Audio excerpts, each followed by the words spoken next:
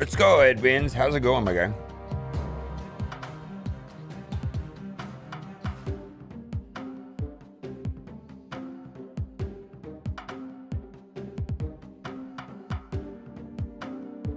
Well, hello there. How are you guys doing today? So I wanted to talk about Kang before we get into some gameplay. And how are you guys doing? And I'm thinking that my opinion right now is, this idea that Kang can fit into every deck and save you cubes may not be true.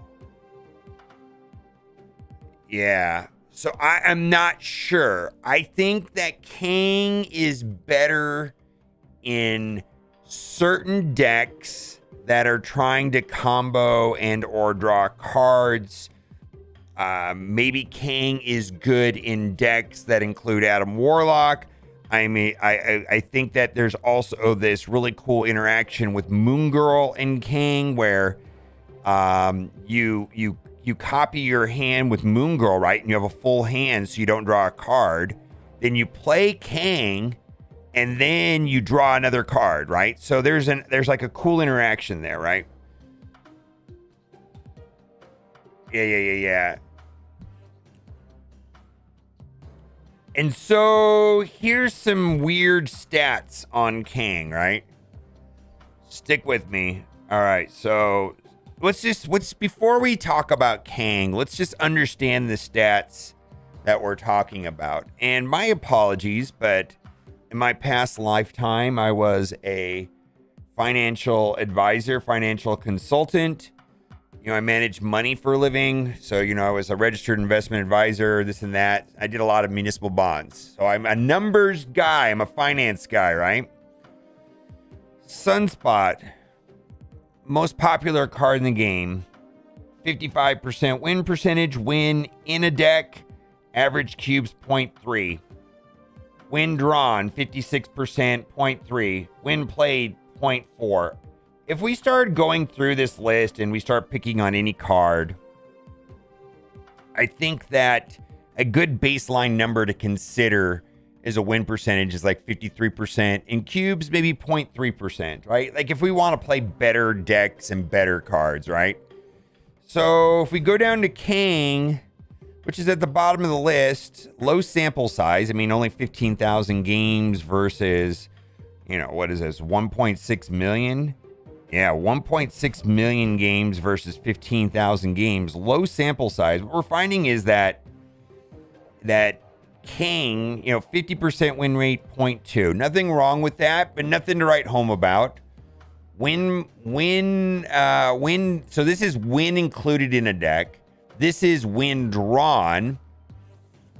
Win rate somehow goes down, still 0.2. And win played is 45% with a negative cube rate. Actually has the worst cube rate in the game when played. And I believe that has to do with this idea that while I have Kang in my hand, I'm going to play him and snap and maybe they'll retreat. So I think that is happening a lot. And so it really throws off the stats. Yeah. What's interesting about, you could call Marvel Snap pay to win or whatever, but on the very bottom of this list, Kang, Shadow King, Ghost, Shanna, Sentry, a lot of the pay to win cards are on the very bottom of this list. Very bottom of this list is pay to win cards, right? Marvel Snap's pay to win. So anyways, there's 3 decks showing up on Marvel Snap.pro. The deck that I've been playing, Kang Galactus, 47% win rate, 0.5 cube rate. And I think that this is true. I've been playing this deck list right here, and I've gone from 126, and I think I went over 133. I think I'm at 132 right now. So I have climbed 6 ranks, 60 cubes in the last 2 days since Kang has been out with this deck list. It does work. Yeah, so it does work. It does work. What's interesting is the non-Galactus builds have, frankly, very, very bad. 51%, 0.18, Thanos King cycle. So this is a Thanos where they inserted King. So I want to show you something interesting. So if we look at King lists similar to one that I'm playing, you know, ones that run Adam Warlock, which is kind of a gimmick, Adam Warlock, Null, Galactus. This actually suggests that Kang is making the deck better.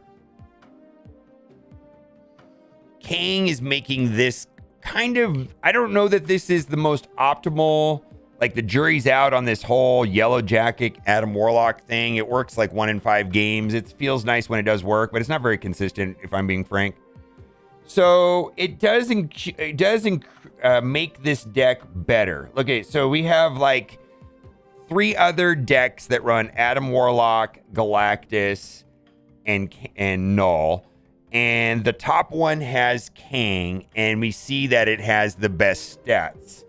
Now, is this the best Galactus deck? I don't know. Maybe I think there's probably a Destroyer America Chavez version that's actually a little bit better. But in general, as far as Galactus decks running Null, the Kang is up there with the best deck list. All right, so I'm sold on Kang, right? In a Galactus deck. And why do I think it works on a Galactus deck? Because sometimes Galactus doesn't have the combo and you're just screwed, but your opponent thinks that you have Galactus, and so they retreat. You draw Kang, and then you play Kang on that same turn, and then you get another card draw, and maybe you draw into Galactus. Okay, now let's go. This is where the number... Okay, so that sounds good, right? You're like, mobile gamer, that sounds great. This is where the numbers fall apart. In every other deck, Kang makes it so much worse because it's like having a rock in your hand. It's a dead card. Shuri in Kang. Look at these horrible stats. 51%, 0.8. What does the one of the best decks in the game stats really look like? Should be 62% with 0.56. Should be 59% with 0.5. Should be 60% with 0.5. Should be 60% with 0.5. All of these decks, known archetypes, are just worse when you put Kang in it. As soon as you put Kang in it, you get shitty results because you basically have a rock in your hand that's doing nothing. People playing it wrong. Too early to tell.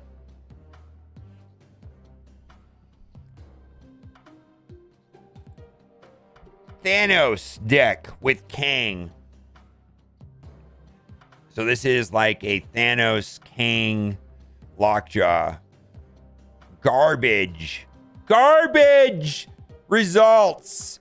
Keep in mind, these are the 3 best Kang decks right now. 3 best Kang decks that are showing up on MarvelSnap.pro. What should Kang stats look like?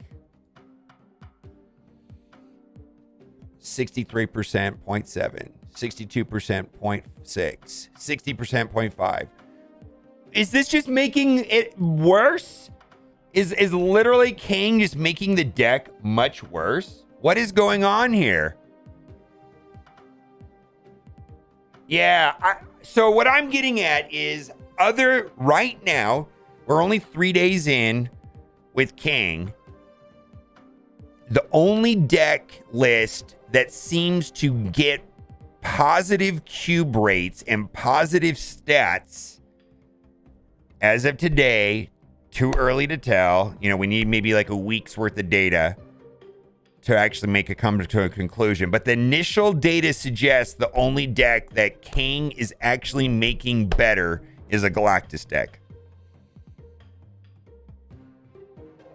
Yeah, losing a card is a big deal. Losing a card in your deck, it's literally a rock. What if you took any given deck and you inserted a rock into it? How much worse would it be? Kind of feels like that's what Kang is doing. You can't minimize the value of what could be there.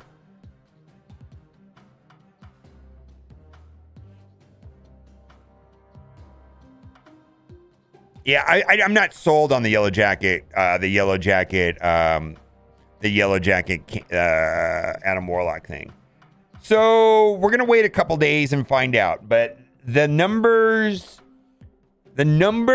are kind of shit when it comes to Kang. I'm just saying right now, the numbers are not good. Let's put Kang on the top so you can just see it. Numbers are not good with Kang yet. So, if you're asking me today, should I buy Thanos or Kang? I am confident in saying, absolutely buy Thanos. Absolutely buy Thanos before Kang. My God, please buy Thanos before Kang. Good deck without Lockjaw. You really want Lockjaw.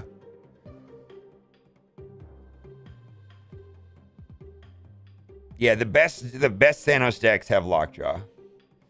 They're literally abusing the Quinjet Thanos, the Thanos lock, the Stone Quinjet Lockjaw interaction is very powerful.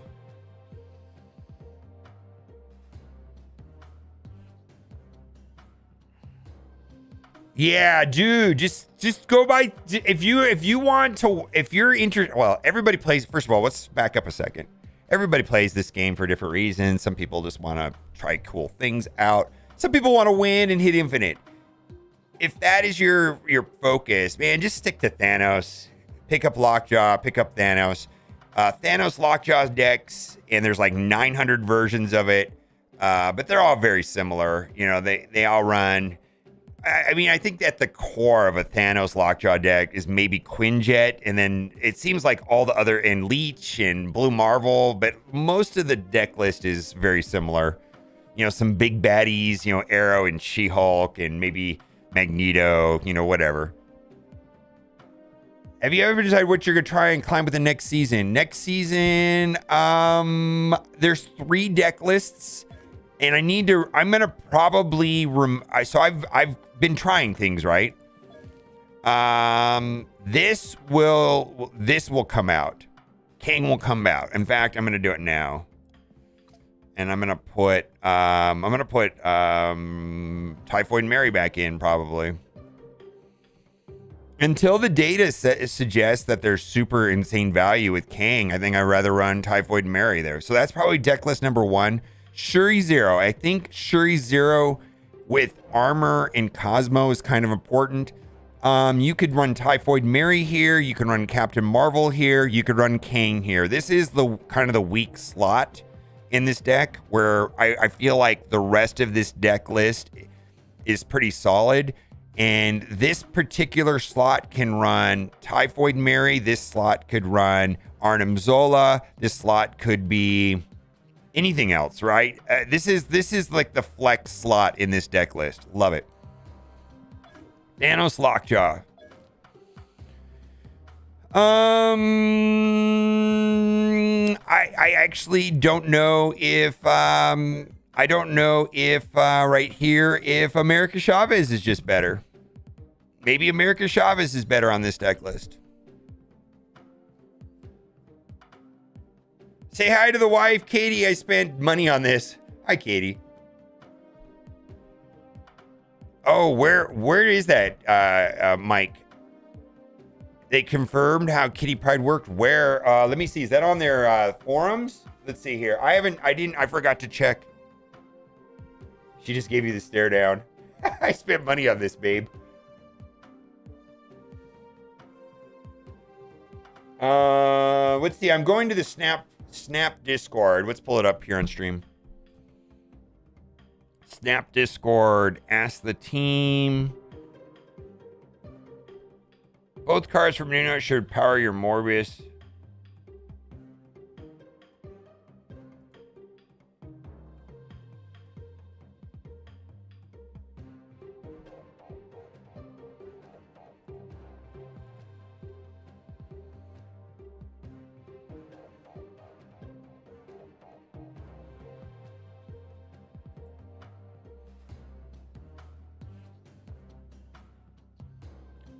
Where, Mike, is my question.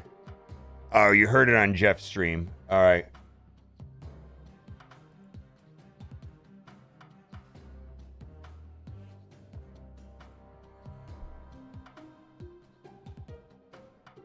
Yeah, this is where... do people not know that this is how Arrow works?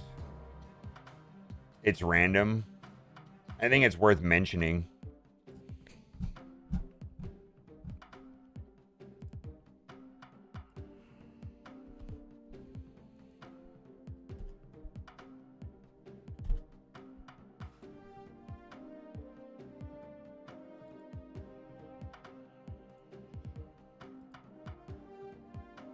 All right, let's go back to the snap. When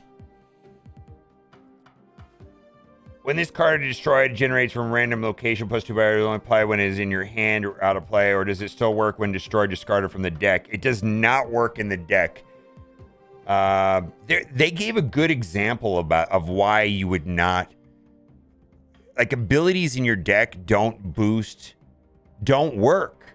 Like, if Blue Marvel's ability worked when it was in your deck, that would be dumb, right? So the card abilities inside the deck don't work. Does that make sense? Thank you, Steven.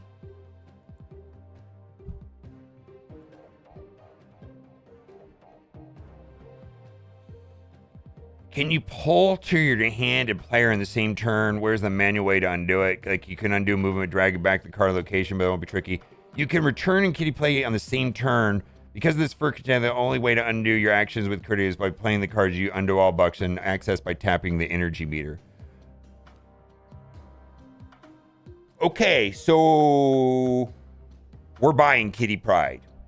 We're buying Kitty Pryde. That's simple. We're buying Kitty Pryde.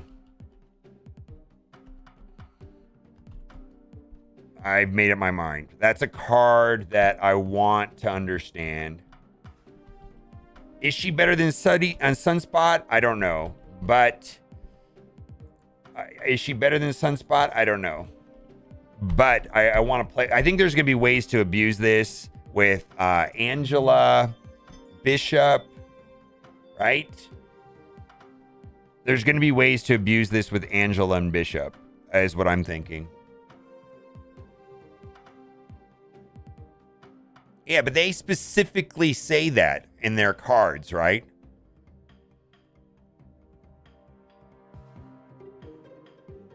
Either way, I don't really care about the Wolverine thing. I think it's one of those things you just have to know how it works. If Yondu targets Wolverine, it does nothing. It just actually just gets blown up. And it's a weird thing. Is it right? Is it wrong? I don't know. They're not changing it. Like, just debating the confusing spaghetti code text on the cards. I think the main thing about Wolverine is you just have to know how it actually works rather than the way that it reads and whether or not it's logical or not. You can return on the same turn as that you play her. Yes. Absolutely.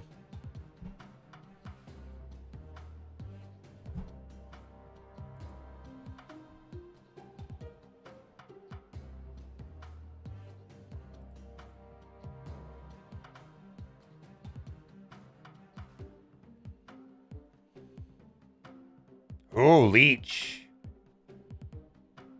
So this is a comment about Leech. Many different cards of strong ensuring is meaningful against all. Designers often call cards serving this role as release valves, and they remove the pressure created by strong cards. Leech is exactly such a card. His role is to offer player a clean answer to decks that pack all their power in the last minute. Yes, such as Surfer or Deathwave. Correct. This isn't because we want those powerful decks to exist. It's because we want to ensure a variety of powerful decks exist. Release valves, especially ones that restrict players, become the most problematic when dominant decks exude them as wide-ranging protection. We don't want Leech or other valves to be the most played cards for their costs, but it's important for them to exist and be good at their jobs, which is careful to balance and manage. Oh, this is a great post. Holy moly. That's a lot of words.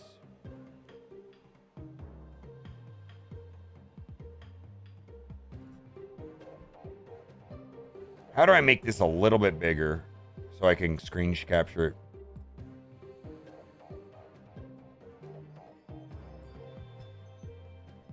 I got people working on the house, so I might have to go save my cats here in a minute.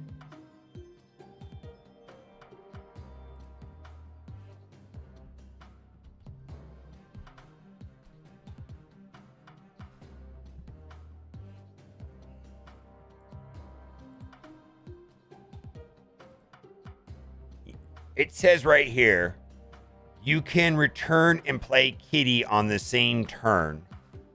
Because of this functionality, the only way to undo your actions with Kitty Pride while playing cards is to use the undo all actions button accessed by tapping your energy meter.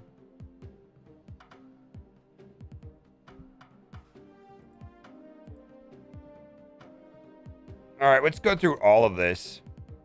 This is actually kind of interesting. Viewers discard their own cards and coin cards. Stature is similar language. All right. Arrow movement is random. Kitty Pride question. Why does Infinite have a rank floor? Any plans with dealing with... Yes.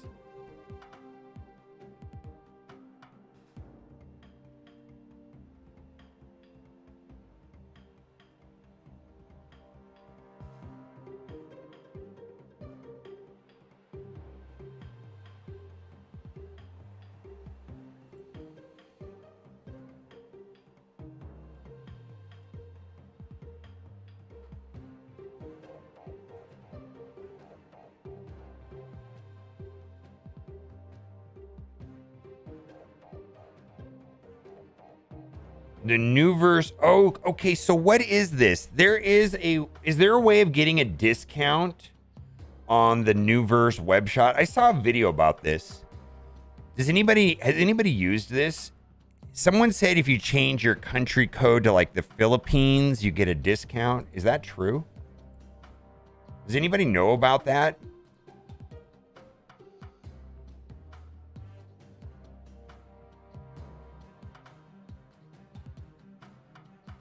Does anybody know about this? New verse web shop is supported. Let's take a look.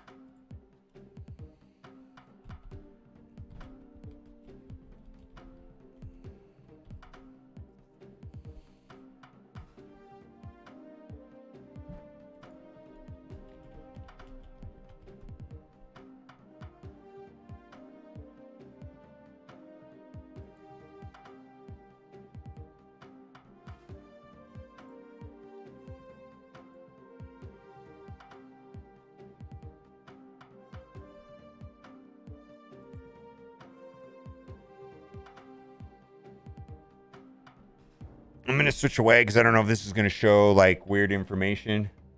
All right, please. I'm going to wait a minute.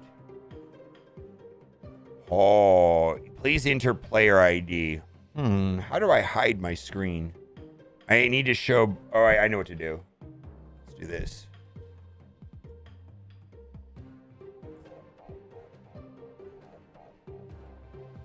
One moment. All right.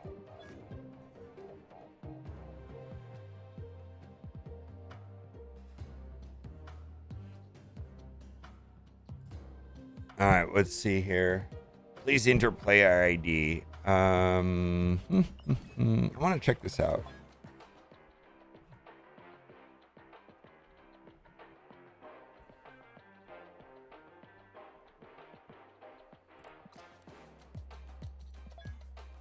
How do I get my player ID?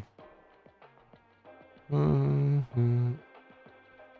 there it is. Tap to reveal. All right.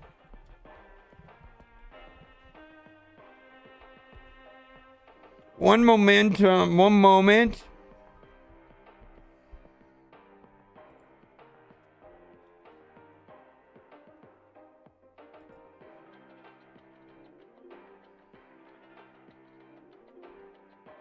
All right, we'll link it to PayPal.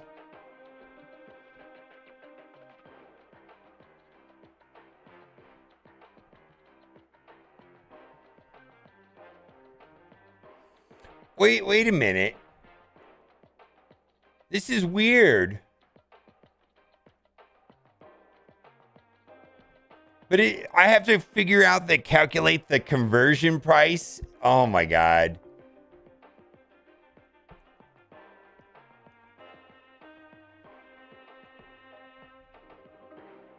All right. Well, I'm going to screenshot this and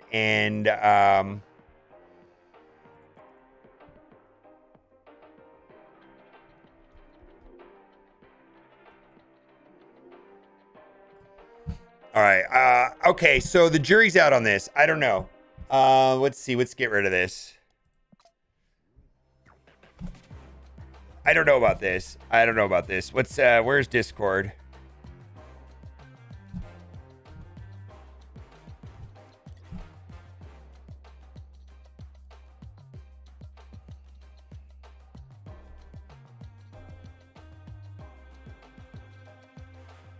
Yeah, Nimrod. Yeah, we're going to watch that video right now.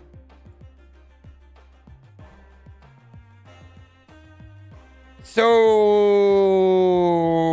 I'm not smart enough to calculate the Philippines costs. Ugh. Is it? Yeah, come on. 10% less?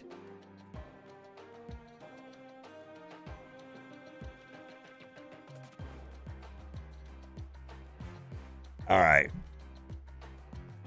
All right, let's just finish reading the Discord to see if Steve responded anywhere else. And then we'll bang out a video. Aero Mechanic in doubt. Fun Factor, Kitty Pride.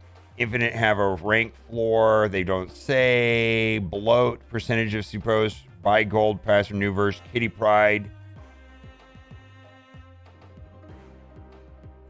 Kitty Pride will only gain power if you return her hand with her own ability. So Beast will not trigger that, or Falcon, right? Beast specifically, right?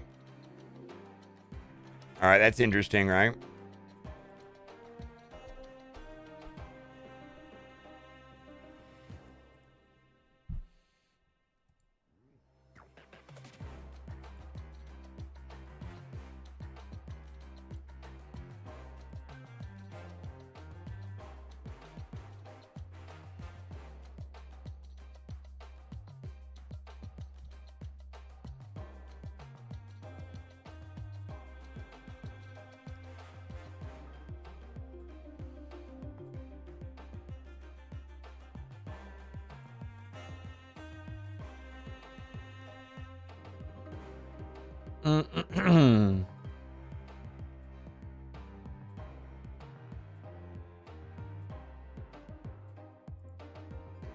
Intentional design.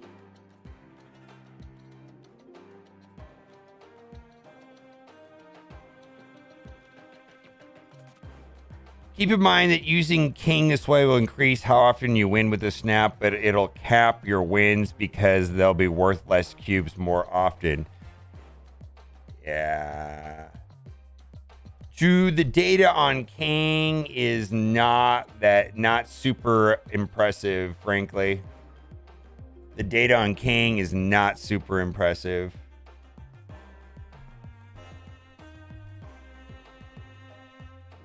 I think that actually kind of says a lot right there.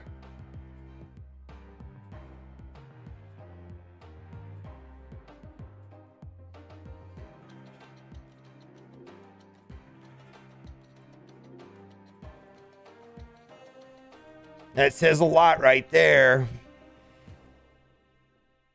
What's up, American?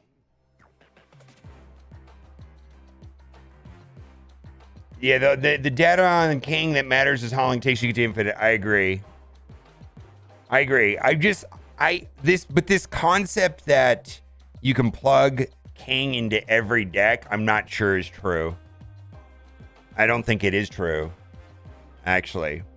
But I'm smart enough to know that I don't know. I'm smart enough to know that we need more data. I'm smart enough to know that at least a week we need. But the initial stuff is, and I can go off of my gut feeling, is that, yeah, I was able to climb better with Galactus. But the data outside of that deck is kind of weird.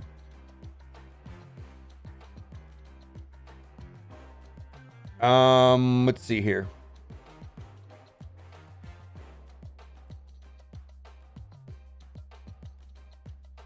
I usually read this every day before I stream, and I forgot.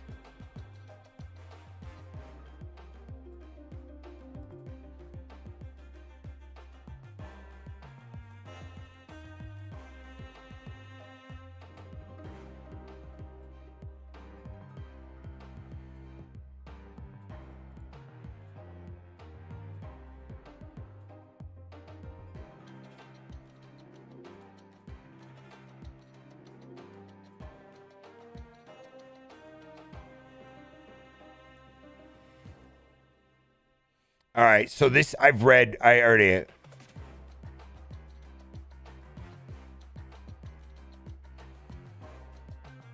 All right, let's go and let's watch the video. Have you guys watched this video already? This came out yesterday. Marvel Snap official YouTube. Obviously, I didn't spell that right. Let's watch this together. I like this video a lot, by the way. NASA probe to leave the solar system. Hey everybody, it's Ben Broke their second dinner, and this month in Marvel Snap we've got... What is that? Do you guys... Oh my god. All right, I try not to talk about that other game in my Snap streams. But do you remember the Web Warriors soundtrack? And then... So you got the Web Warriors... You know, I'm just a girl, the Spider-Gwen song. And then we had the Hero music video, which featured Martin Garrix. And then we have Strike Time video. And then we have this. Authorities continue the search A NASA probe to leave the solar system. Hey everybody, it's Ben Broke their second dinner, and this month in Marvel Snap we've got... What is that sound? This is great. Begin emergency broadcast. Warning, warning. A mutant threat is imminent in the next season of Marvel Snap. Days of Future Past. Do not be alarmed. We are here to serve and protect all law-abiding citizens.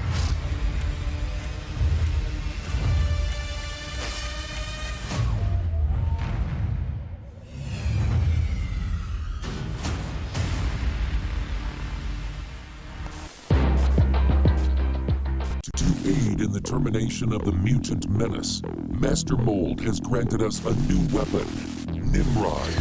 If Nimrod is observed, do not approach, do not engage. This is your only warning. Okay, so wait, the better ads. Do you remember where they did the ad? Marvel Strike Force did the ad with Dave Bautista. Oh, you don't remember that? Yeah, nobody else does either. They actually did a promo with Batista. Everybody remembers the Samuel Jackson one. That for Marvel Snap. Anyways. Warning. Nimrod is a 5 cost, 5 power, and when this is destroyed, a copy is added to each other location. Nimrod is very effective in a destroy deck, or when combined with the mighty Galactus on turn 6. Never mind this. All right, so they're showing this. The real way to do this, though, is with Shuri. And so you're getting a lot more power right here. Shuri and Wolverine. So right here, they do show... I do want to show this. They show... This is... I actually think it's pretty cool that... Is this on high resolution? All right. They show Galactus blowing up and kicking over double Nimrods. And I think the crazy way to do this, he also worked with Venom and Shuri. The way that I see that this happening going down is that you place Shuri, right? And you place Nimrod, and then you place Wolverine, and then you play Galactus in lane 3. And then the Nimrod is 10 power, kicks over here 10 power, kicks over here 10 power, 10 power. So you have 22 power plus a 4 or a 6 Wolverine. So it's either a 20. So that's 22 plus 4. So it's 26 or a 28 power play on a turn 6. And never mind playing, a minus 16 Hobgoblin, right? Or Nova, right?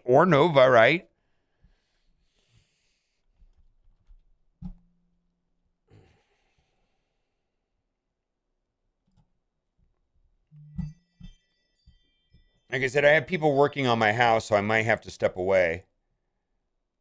My cats are freaked out right now. If you have Shuri, right? If you're considering a pool 4 card to purchase, listen, if you're considering spending collector tokens right now, I think there are two vital cards in Series 4 and 5 for the current meta, the way that it is now. And I think those 2 cards are Thanos and Shuri.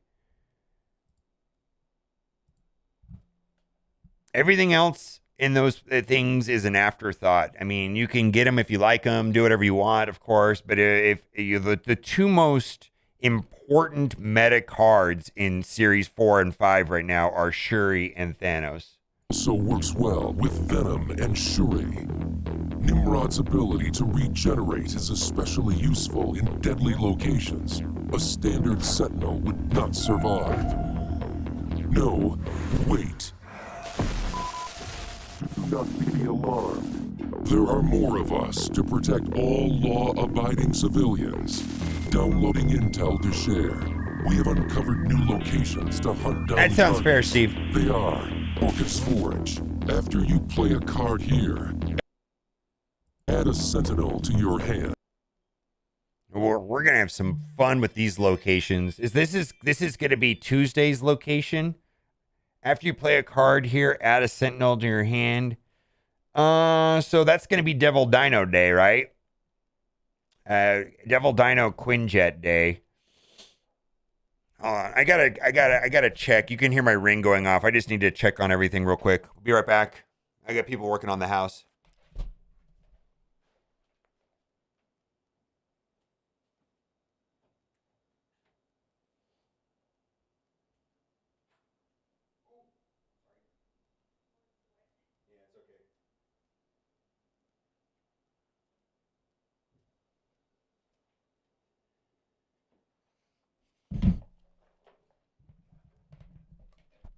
Ronin Dino deck? Maybe. Dude, wouldn't it be nice if Ronin was viable? Wouldn't it be nice if Ronin was viable? Holy moly. Krakoa, on turn 5, takes over and plays both players' cards for them. Okay, so it's a turn 5 ego.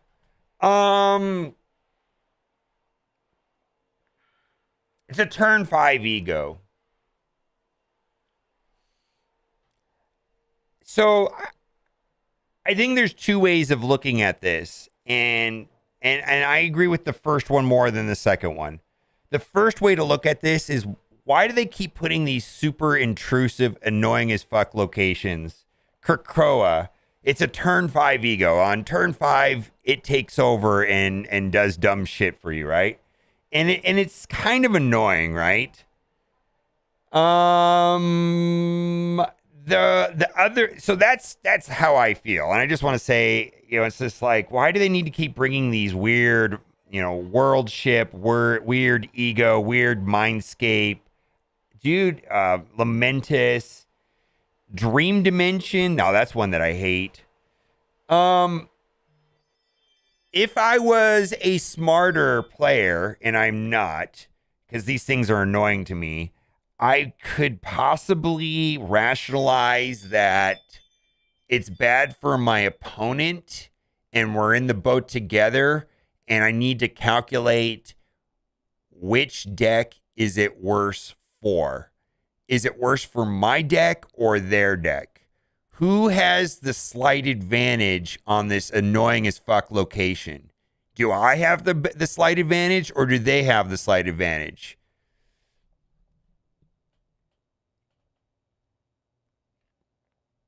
Yeah. Yeah, let's move on. But anyways.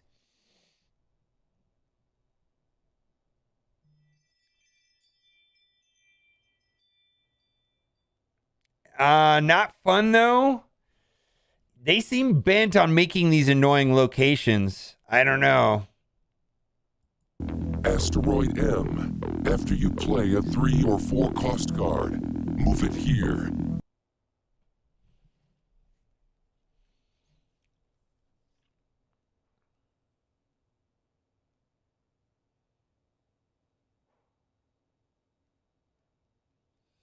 So all the 3 and 4 cost cards are going to have to go here. You're not going to have a choice, right? Is that what that says? That basically they're just going to all get bounced there? So, like, if you play Jubilee, Jubilee will still proc, but Jubilee will bounce into Asteroid M?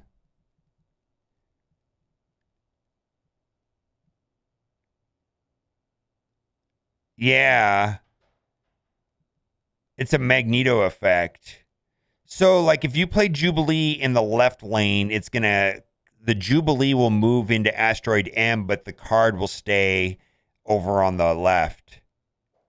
Free Vulture tool. Oh, man. All right, so this is going to be great for Vulture. Yeah, Vulture's going to love this, right? You see, I'm with Am. I get that. Locations, positive and negatives, is what makes the game different and unique. Yeah. So on the flip side, right, everybody loves like Pegasus, right? +5. But do you realize that it's also good for your opponent? Is it better for them or is it better for you? Is it just... I feel like locations, rather than viewing them as frustrating or not frustrating, need to be perceived as, does this location favor my deck or does it favor their deck? If it favors both decks, then what does it matter? If it hurts your deck, if it hurts both of your decks, what does it matter? It's bad for both of you, is what I'm trying to get at. It's just a weird way of looking at it.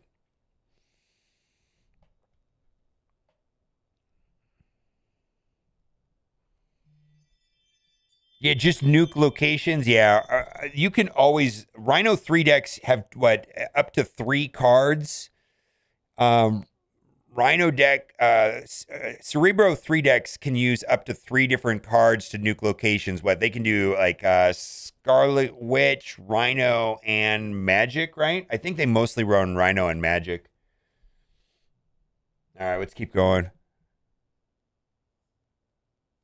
Agatha shouldn't exist. No reason you shouldn't be able to... I think Agatha is kind of weird. I don't play Agatha. Uh-oh.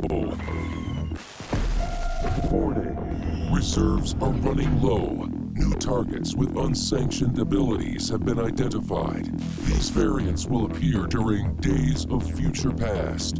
Nimrod. Wolverine. Sentinel.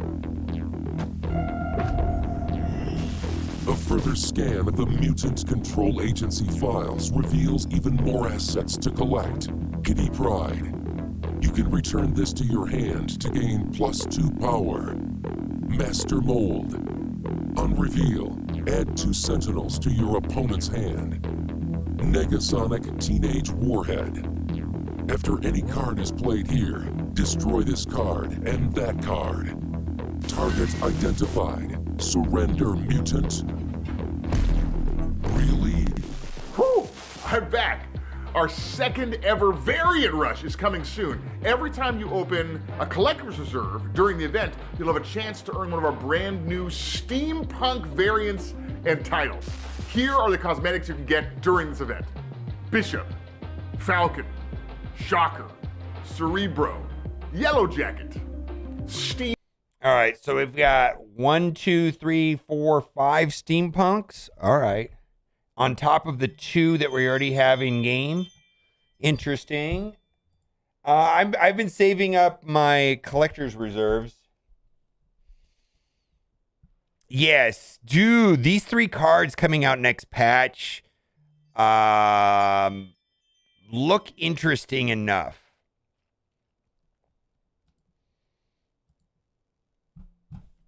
All right, hold on. Like I said, I got people working on the house. Hold on. You don't like them in here, do you?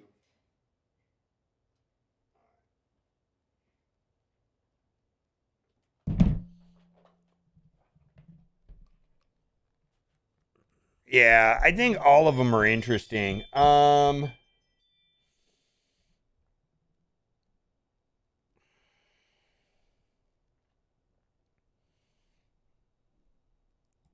Yeah, I think the difference between this next month's, like, all of them look like they may have some interesting interactions. Like, it may have some viability somewhere. Master Mold, you know, that's kind of like an anti-Dracula. Kitty Pryde could, you know, have some great interactions with Angela and Bishop, and maybe will be a Sunspot alternative. What's the other one? Nimrod may make a turn 6 Galactus viable deck. I can't remember what the other one is.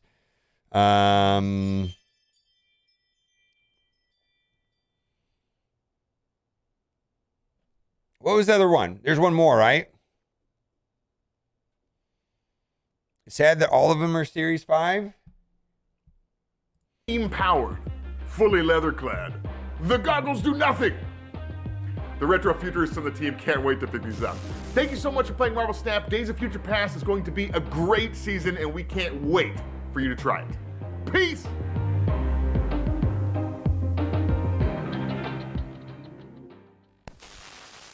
Citizens of Earth 811, I will not be disposed of so easily.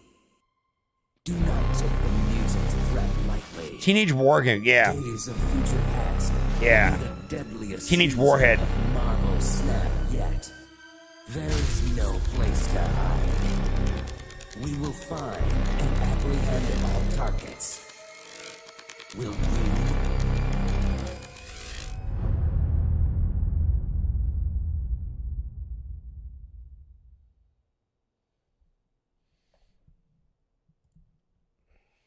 All right.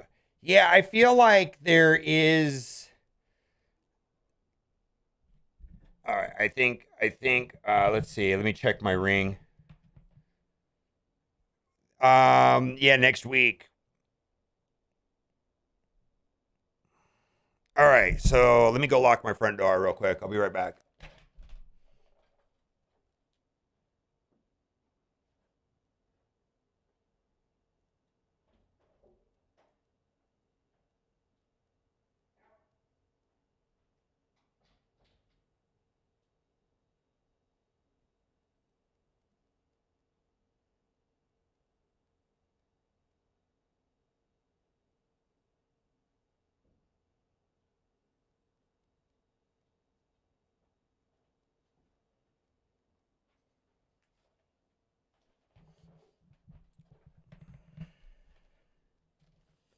Yeah, so this all launches next week.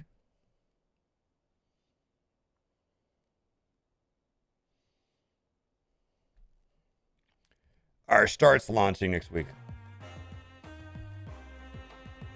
All right, Snap. Got fan.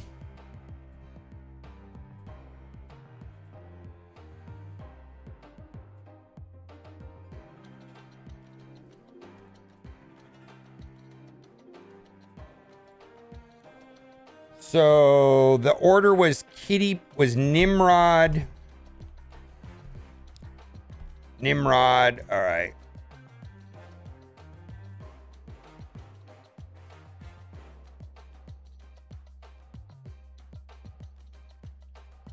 And then Kitty Pryde. And then it's going to be Master.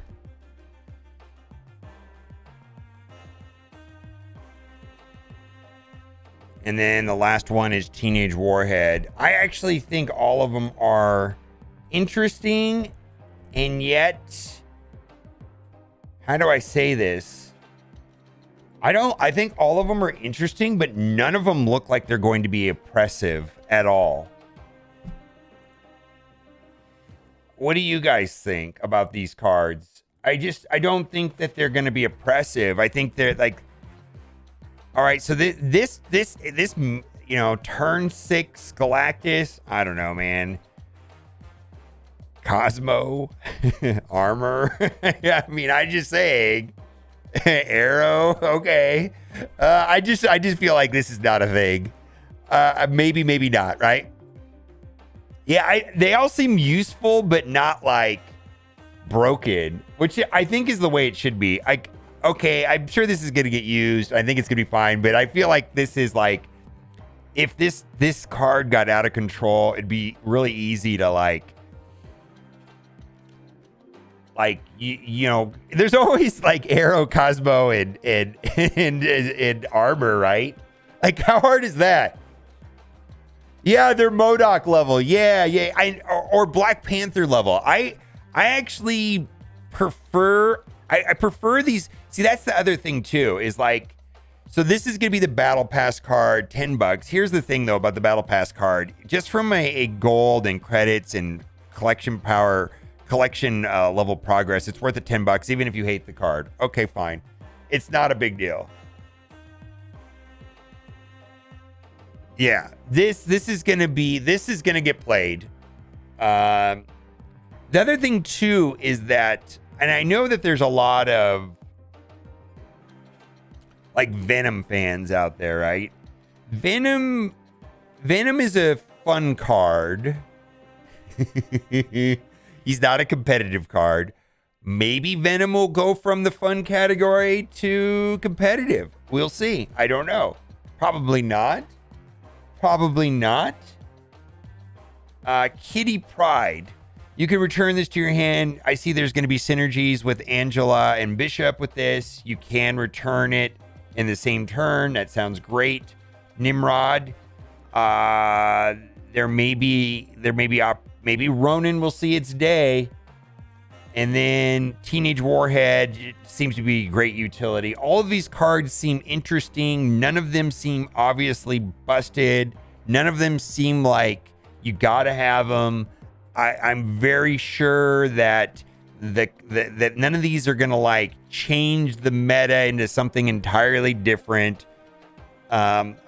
They feel situational and fun and useful and interesting, but not meta defining or breaking, not from any obvious point of view right now. And so like, I don't think that like not getting all of these cards is going to matter much. Like, so like if you're a pool 3 complete player, so before I move on to this conversation, I want to say that token acquisition in pool 3 while you are in pool 3 absolutely sucks. It sucks. All right, let's move on.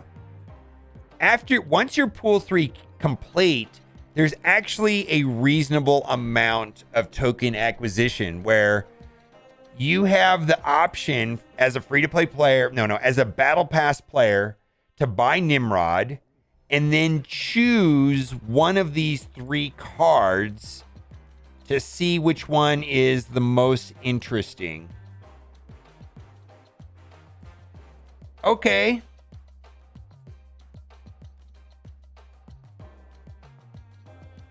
Which one of these 3 is the most interesting? Kitty Pryde? Master Mold? I don't know. Kitty Pryde is probably the most interesting to me.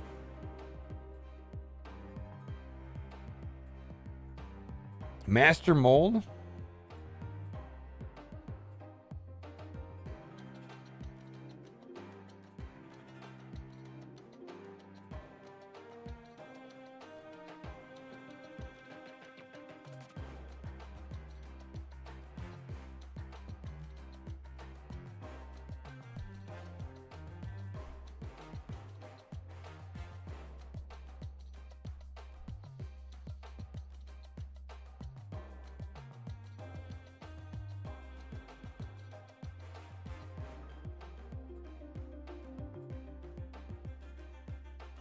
Does Kitty's energy drop with Quinjet? I would think so. Yeah. How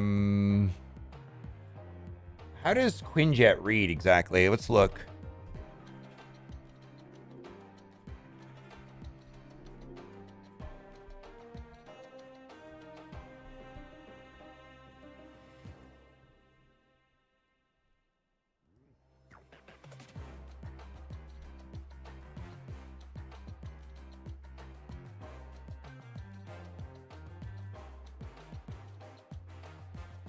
No.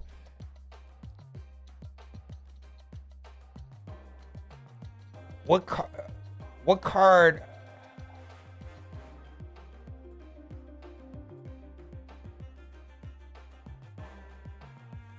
Yeah, this no, does not work with Quinjet.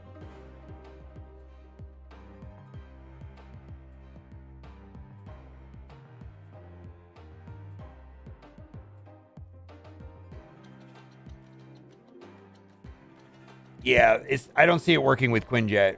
Nope. I'm going to say no.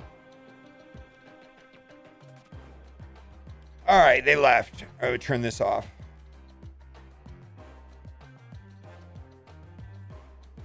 Beast will not trigger her. They specifically said that Beast will not trigger her.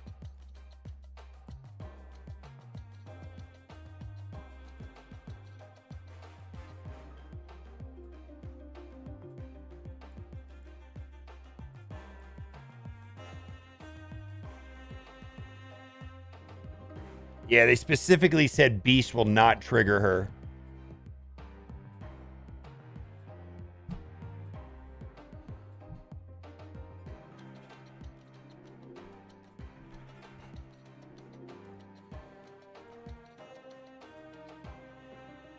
All right.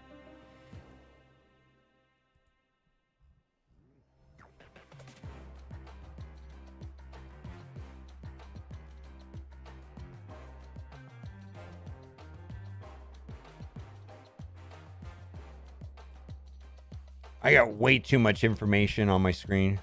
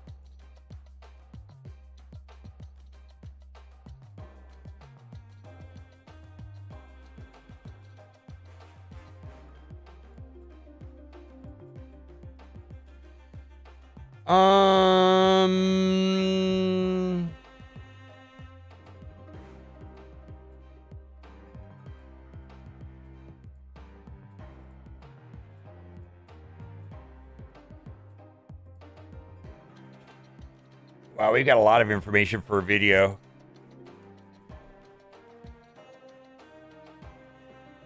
All right. I need a meme. Let's go to Reddit real quick. And then we're going to record this, and then we're going to do some gameplay. I actually don't care what I play today. I'm open to suggestions. I'll tell you why I don't care is, you know, the Galactus game, as you guys know, I'm not necessarily a Galactus fan.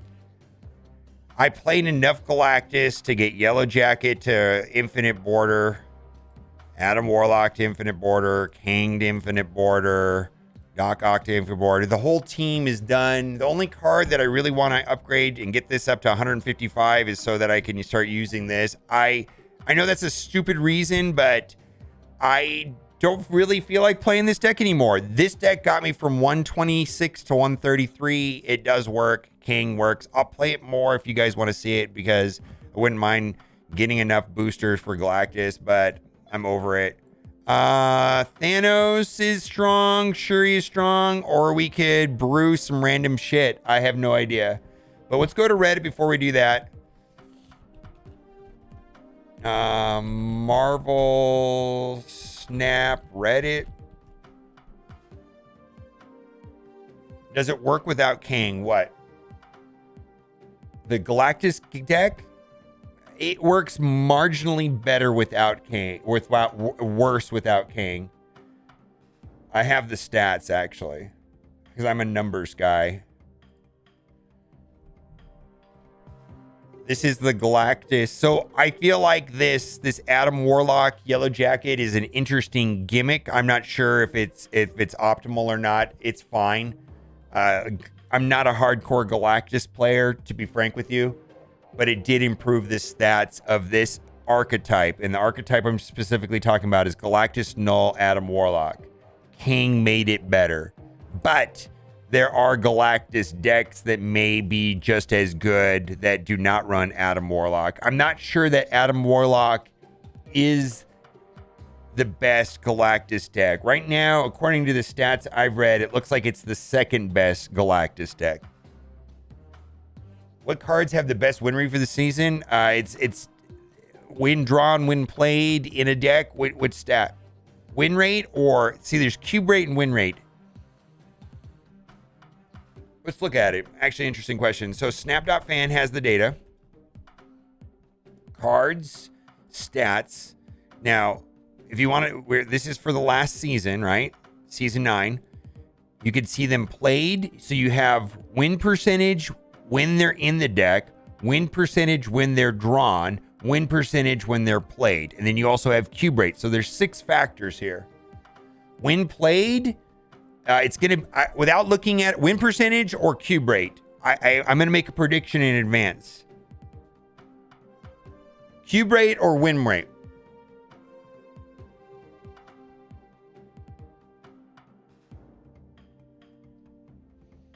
Cubes, it's going to be null. Yeah, null. Null and Hela. The reason for that is, when you play null, you win the game. When you play Hela, you win the game. When you play Infinite, you win the game. When you play Ultron, you win the game. And the surprise rate on Null and Hela is high. So people are more likely to give you cubes.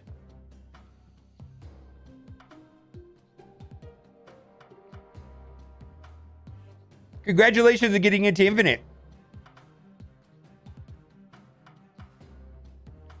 You don't understand the pool system? All right. So you what is your collection level?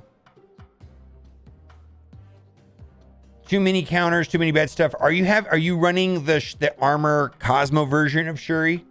I feel like that's the best version right now. You almost have to run Cosmo and armor.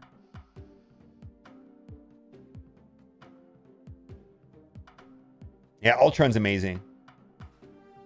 Yes. Oh. Are you snapping on turn before you play Shuri when you have a good line?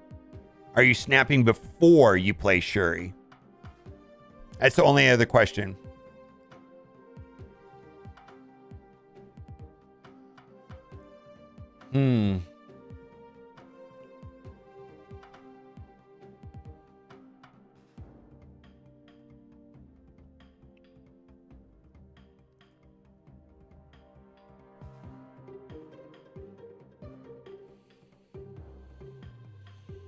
All right. I get it. 90 to 100 is a pain in the ass. Yeah, Thanos is a bitch. See, Thanos may be the top deck right now.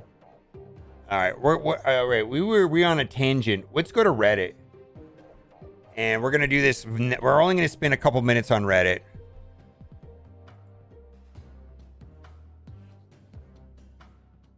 Yeah, Kang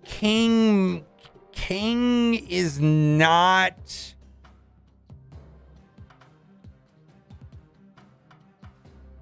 I don't think there's anything wrong with Kang. I don't think Kang is overpowered. He's also not what I thought he was going to be. And I'm okay with that. He's just different.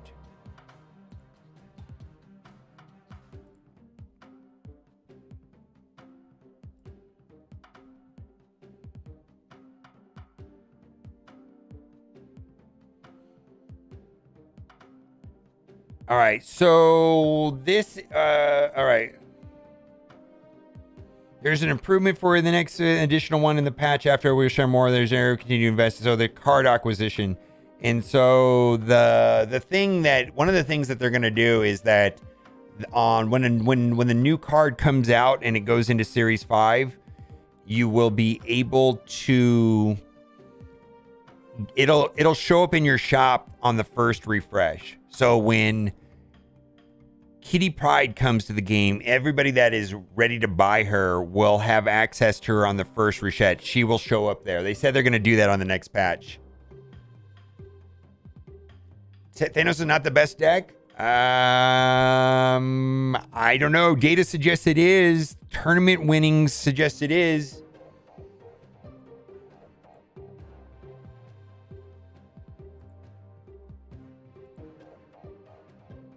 Yeah, I don't know. There's a lot of data suggesting that Thanos is the best deck in the game. Thanos or Shuri. One of the two. Tournament results all favor Thanos decks over even the Shuri decks.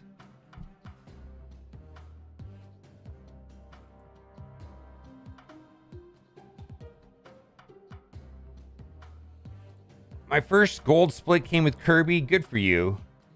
My snap team. What the hell is this?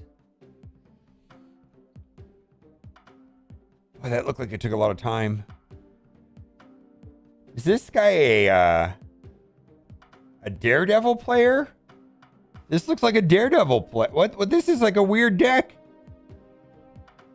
He's running Professor X with Cosmo and Cloak. Oh, this is an ongoing deck, right? No. Okay.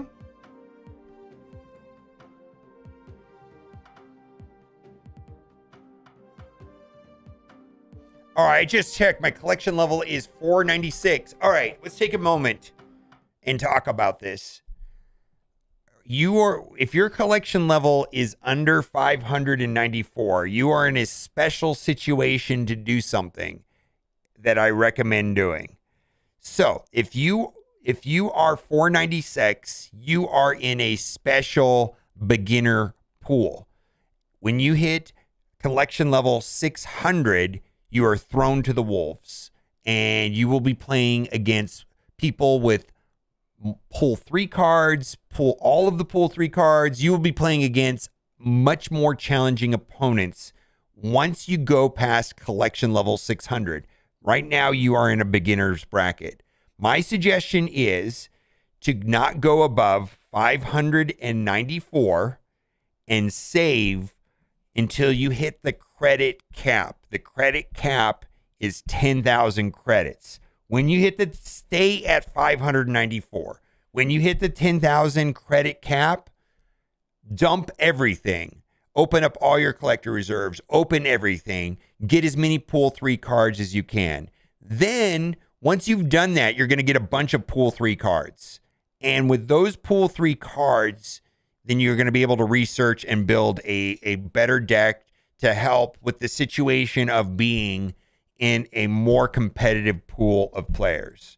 So do it if you want to. It's kind of a weird way of doing things, but I think you will be, you're going to be able to stay in the beginner bracket longer and play against similar type players longer.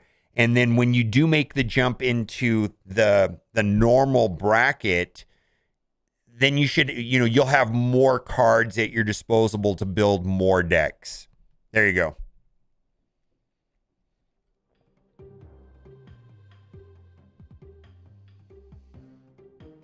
Yeah, dude, so let's go back to the Shuri Thanos debate. Like, dude, I don't have a leg in it. I don't know which one's better, Shuri Thanos. Like, I don't even know if I care. I think everybody's got a different play style. I think that the Shuri Zero deck is easier to play than the Thanos deck. For whatever that means.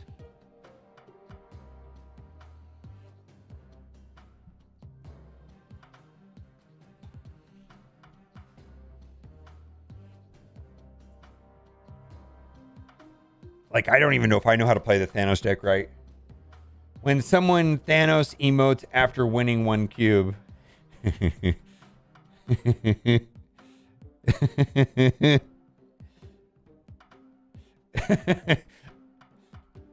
I don't know what this is.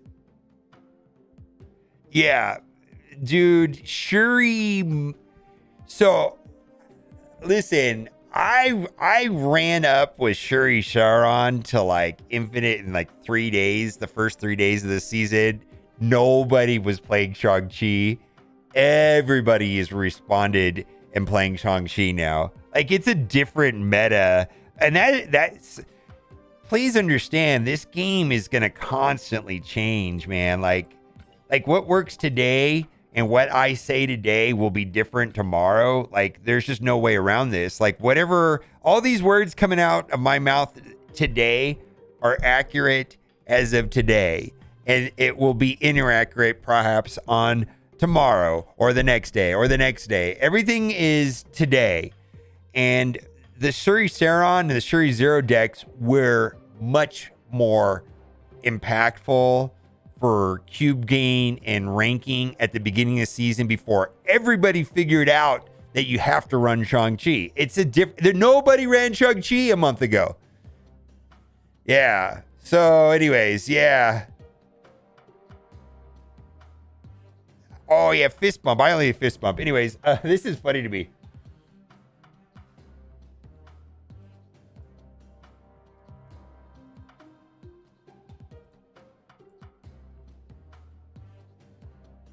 Yeah, you got to run Cosmo and Armor with if you're playing. So that's why nobody's running Sauron anymore. So I ran Sauron at the beginning of the season and not anymore. And Sauron's a waste of collector tokens in my opinion at this point, because you pretty much need to run Cosmo and Armor if you want to play Shuri Red Skull. It's just everything changes always. Open link in new tab. Let's see. Open image in new tab. All right.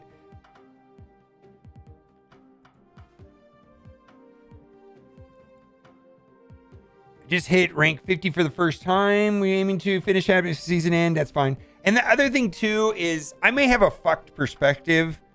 The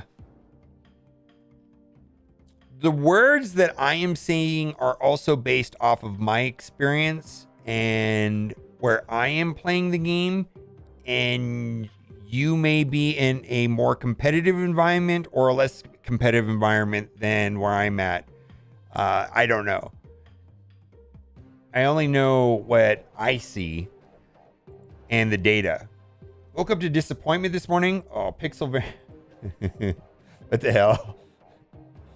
Dude, I actually, I used to hate the pixel variants, and now I like the troll pixel variants. The only two pixel variants that I play in decks are the troll cards.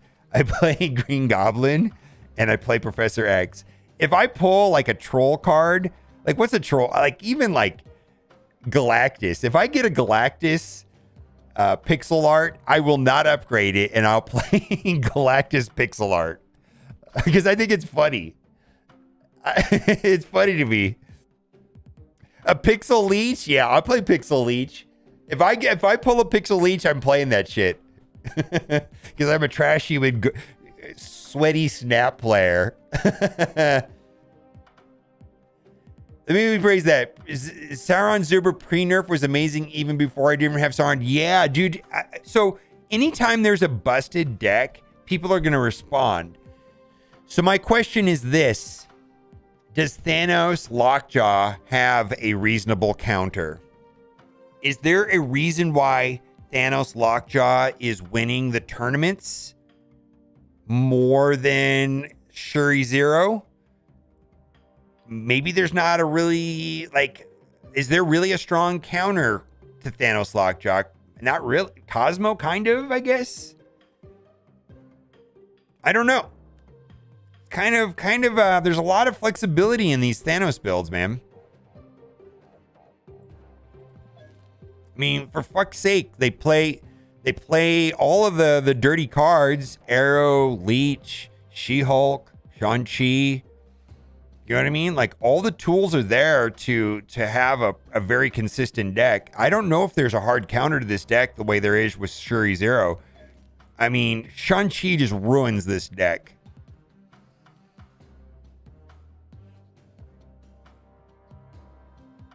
Yeah. So I don't know.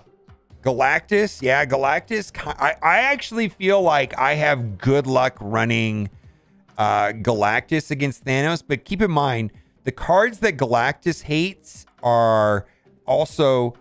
The cards that Galactus hates are in this Thanos Lockjaw deck. Like, decks that... Galactus hates Leech. Galactus hates Arrow. Galactus hates Cosmo. There's no Cosmo on this list, right? Galactus to a certain degree hates Magneto. Galactus to a certain degree hates Polaris.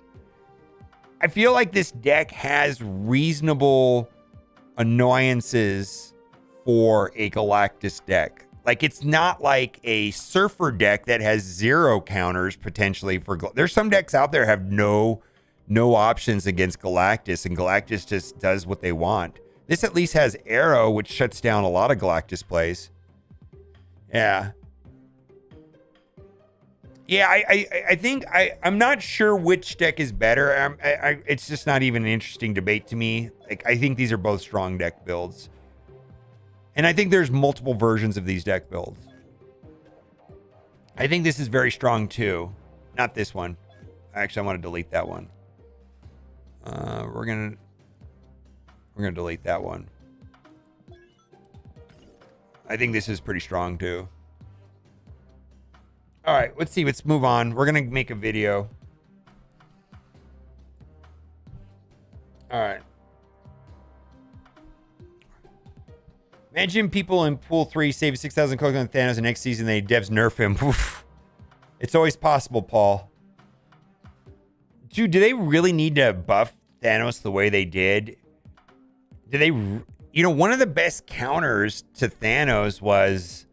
not counters, but one of the strongest cards against Thanos is Darkhawk. They nerfed Darkhawk and they boosted Thanos. I don't know about you, but I have 1,000% lost multiple games to that 3 points on Thanos. That 3 points is a... I know I've lost matches because of the 3 points. I was watching, what's his face yesterday on stream, Jeff, and he's like, yeah, I lost because of the 3 points. And then he quit. Then he was like, yeah, I'm done. I hate this meta. I'm gonna end my stream. I mean, I saw that happen yesterday. I was like, woof. Quinjet, or was the problem for the Thanos, not that Thanos itself? I believe that Quinjet and Lockjaw, with the stones. Yeah, well, this is what I was trying to say. Let's back up. What I was trying to say is that Thanos Lockjaw was a strong deck before the 3-stat boost to Thanos, and they made a great deck better, which doesn't seem like a real reason to buff cards. I thought they should be buffing dog shit cards that nobody plays. They buffed a top tier existing deck. What the fuck? Why did they? It doesn't make. What's the point of buffing good decks? Like, they went out of their way to make Thanos the best. Like, they just actually want Thanos to run over the meta. I don't understand it. I thought they were supposed to, like, say, oh, Dagger. Nobody plays Dagger. Nobody plays Crystal. Nobody plays Crystal. Let's boost Crystal in some way. Nobody plays Quake. Let's boost. No, they took a big, strong card and made it better. I don't understand what they were doing. I don't understand. They didn't I thought they were supposed to buff shit cards like Orca, let's say, or I don't know, or any of these cards that don't get a lot of play. They boosted a good card and made it even. I don't get it. I don't get it. And they nerfed one of the counters to that card, which was Darkhawk. I just don't get it. It doesn't make sense to me. Yeah, they did boost. They boosted what? Spider-Woman, Namor, and what? Crystal, which was great. But I just, the boosting of Thanos, it just made me scratch my head. Like, I don't understand. Space Stone is overpowered, in my opinion, Thanos. Yep. I don't disagree. I feel like it'd be weird to play that deck without Space Stone. Like, I feel like that is one of the main reasons to play the deck is Space Stone.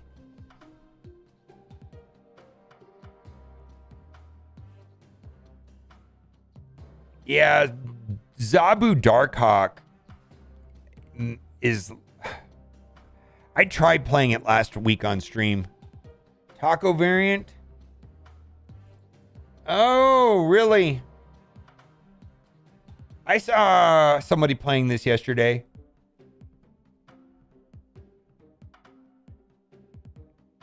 Taco variant.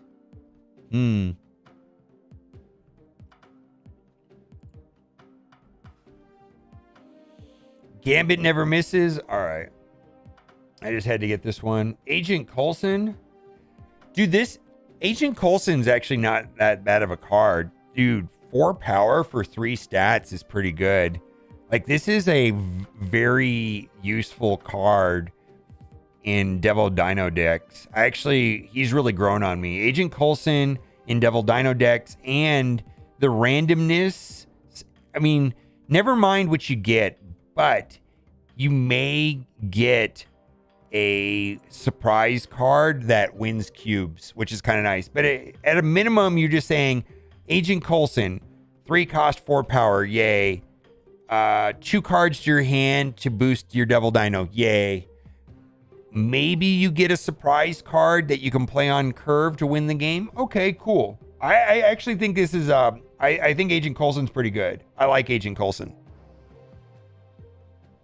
Lockjaw and Dracula need a counter, yeah. Master Mold is kind of what they're trying to do. What percentage of this game would you say is luck versus skill? Scotty doesn't know. Great question. I believe this game is about managing risk and cube management. Retreating when you're going to lose, snapping when you're going to win, and let's say you snap when you have, let's say you have a good line, and you snap when you have a good chance of winning, right? When you realize that the odds are in your favor. Does that mean that you could lose? Yes. Does that mean you snap when you have a better than 50% chance of winning, and you retreat when you have more than a 50% chance of losing? And if you're able to calculate or have a reasonable idea of what those situations are, that requires a high amount of skill, you absolutely will get beat. You absolutely will lose, but the idea is to minimize your losses and maximize your gains. I think this game is a very high skill cap game. It's a very, very skill cap game. Yeah. But yeah, there's always RNG. And when you lose, you lose. You're just like, I lost. This game is actually a lot like poker. I hate to say it. The more I play this game, the more I realize it's very similar to poker. And I'm not a poker player. I mean, I followed the poker trend, but I've never played like in a tournament or anything. I played casually. And I mean, enough to notice the similarities, but I'm not a poker player. I'm horrible. Anyway, it's time to change the main screen art. Yeah. My season goal.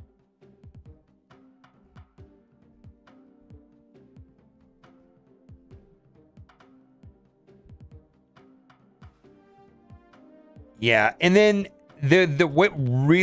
so the beauty of Marvel Snap is interesting.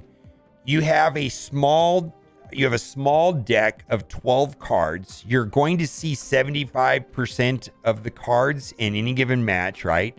So the deck size and the consistency of the deck is high. Where the variance comes in is the locations. And so I just got chills. I think it's fucking awesome. Like, I think this game is awesome. I think it's brilliant. Like, you have a deck that will do what it's supposed to do under normal circumstances, and you just have to work around the locations better than your opponent. I think it's brilliant. The whole game is about the locations and snapping and retreating. It really is. Yeah, so it's a very interesting game. Never played a game like this. Oh my God. So we were talking about this earlier in the stream. This right here is probably... I wish I was smart enough to realize that locations negatively impact my opponent the same way they negatively impact me, but I feel like this location is personal. And it screws me more than my opponent. This location is for me one of the worst.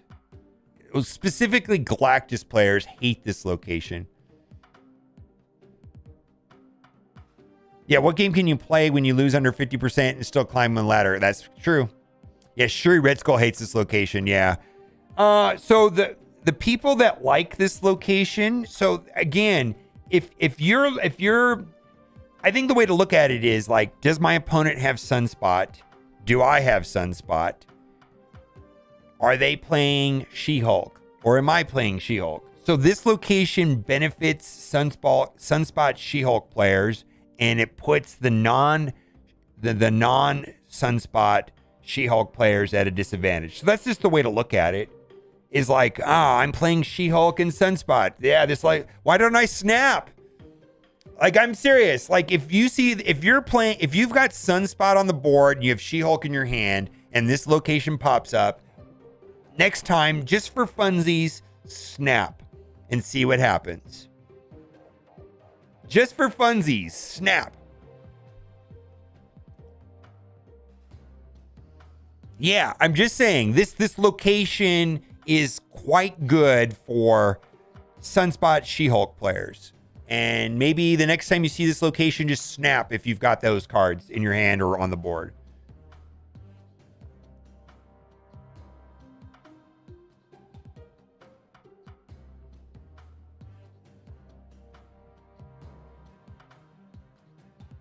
It's a month-long headache.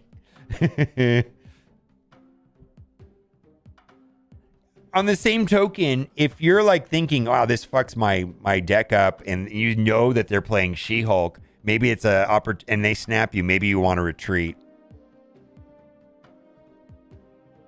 Yeah, also, this is an Infinite play too, right? Yeah. What's up, Shytown?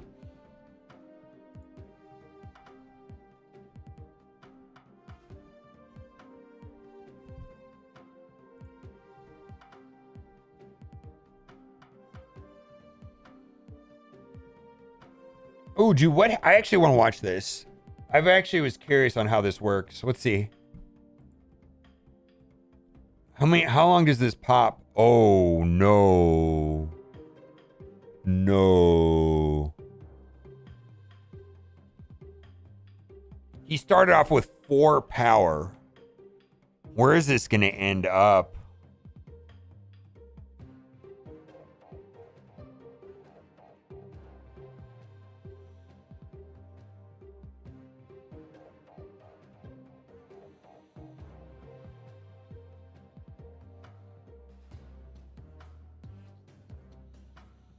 This is hard to pull off. It's just because of Pike's peak, right? Wow. Wow, wow, wow, wow, wow. He went from 4 power. Oh, no. He's got Destroyer in his hand. Oh, shit. He's got Destroyer in his hand. Oh, shit. Oh, no. He's got Destroyer. Yeah, negative could do this. Yeah. Oh, that's kind of bad right there, right?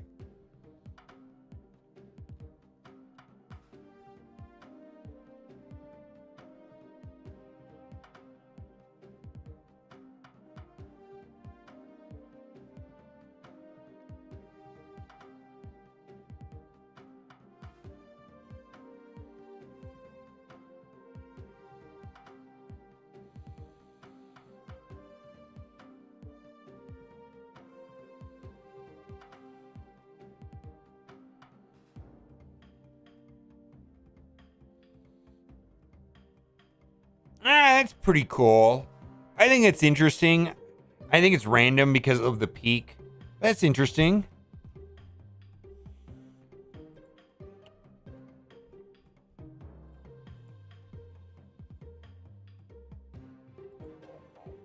So I experienced the fact that King, oh my God.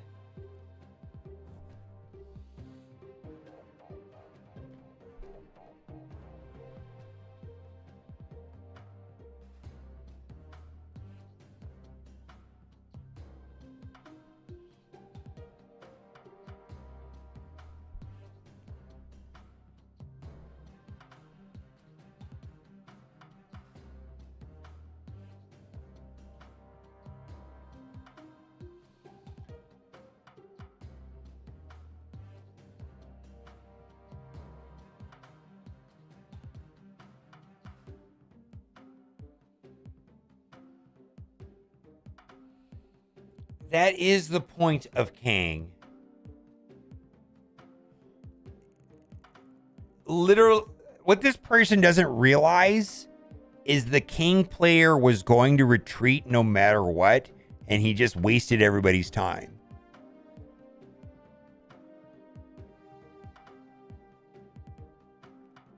There's no risk to me playing Kang and snapping, with the small upside that you may retreat. And the only downside is that we waste 30 seconds.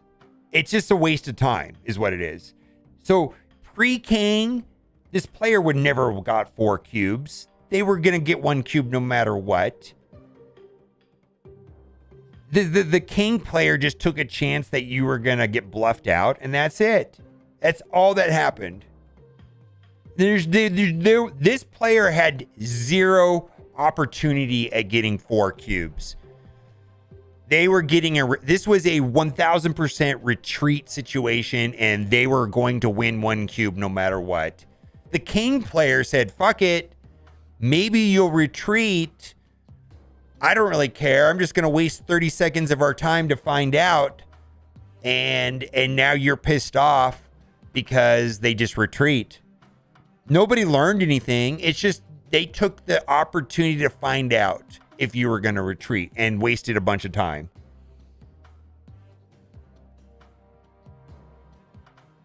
Get out of here, cat.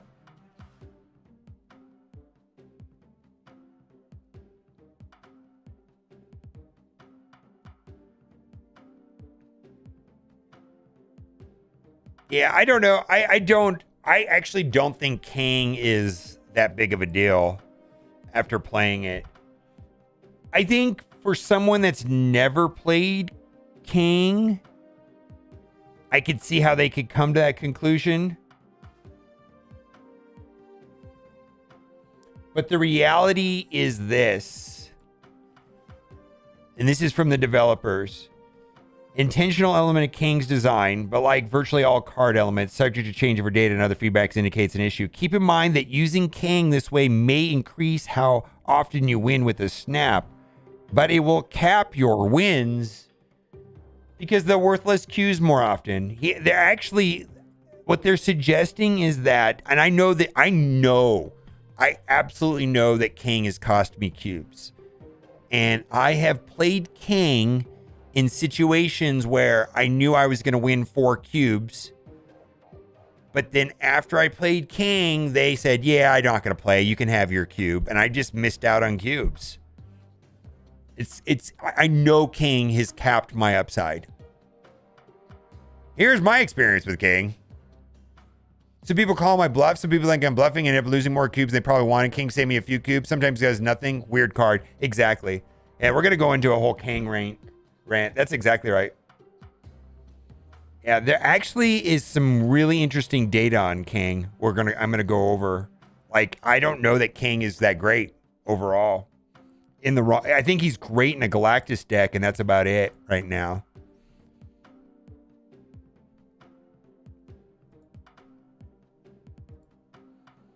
Yeah, I'm not sure if he's that impactful outside of Galactus decks.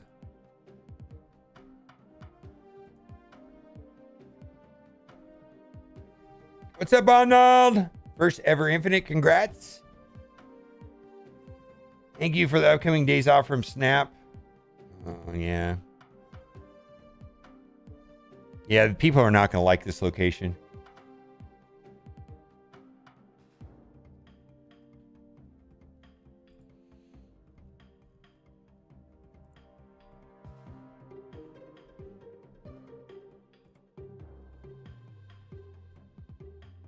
It's only 10%.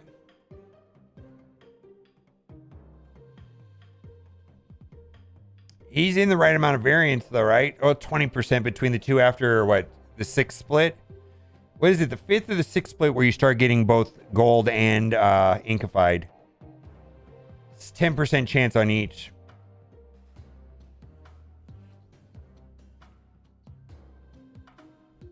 I'm looking for, well, that was easy.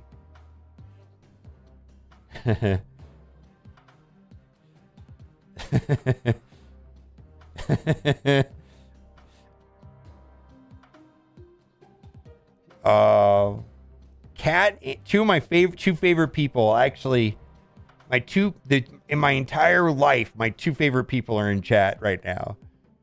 Cat, of course, is my most favorite person.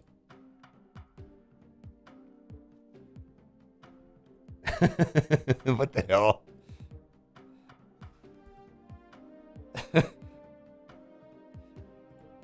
Oh.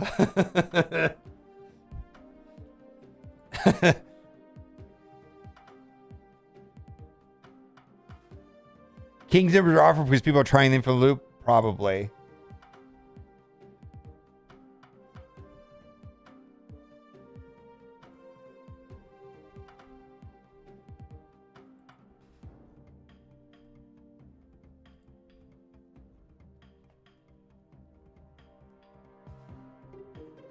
Congratulations on Infinite.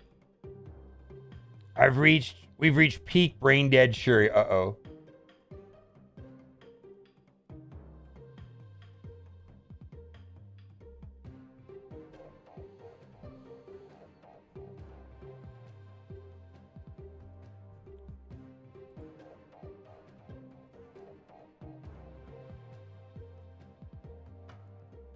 No one's ever going to buy the Kang variant. I'll tell you this: if I happen to fall upon a pixel art Kang, I will never upgrade it and I will run it.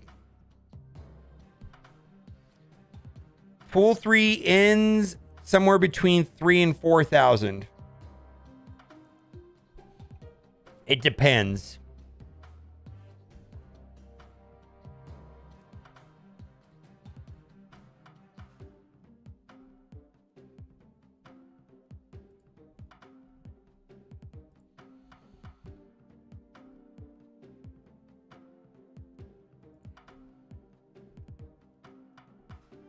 That's actually pretty cool, I guess.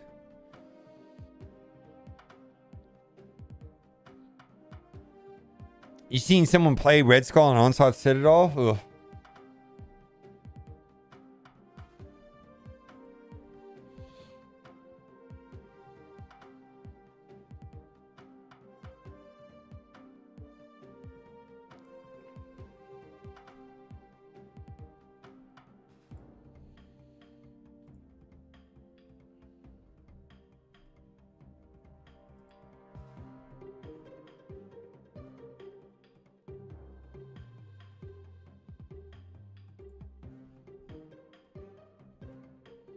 All right, I'm not seeing anything interesting. I wanted to. I guess we could just do this one at the start. I was trying to find something funny, like a variant or something. What is this? This is kind of cool though, right? What is going on here? That armor? Dude, this is like really awesome.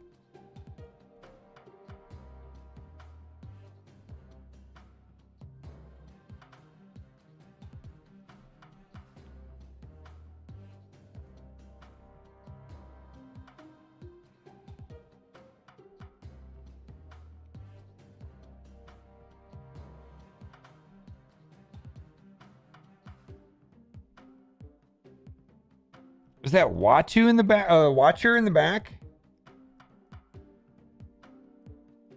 Someone spent a fuck ton of time on this.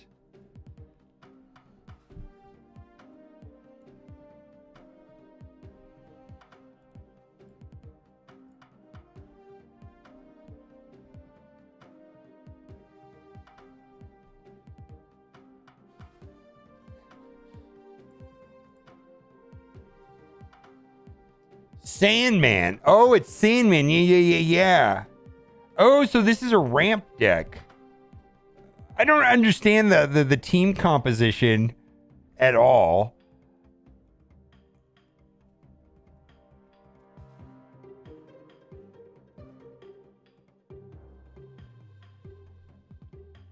But it's whatever, right?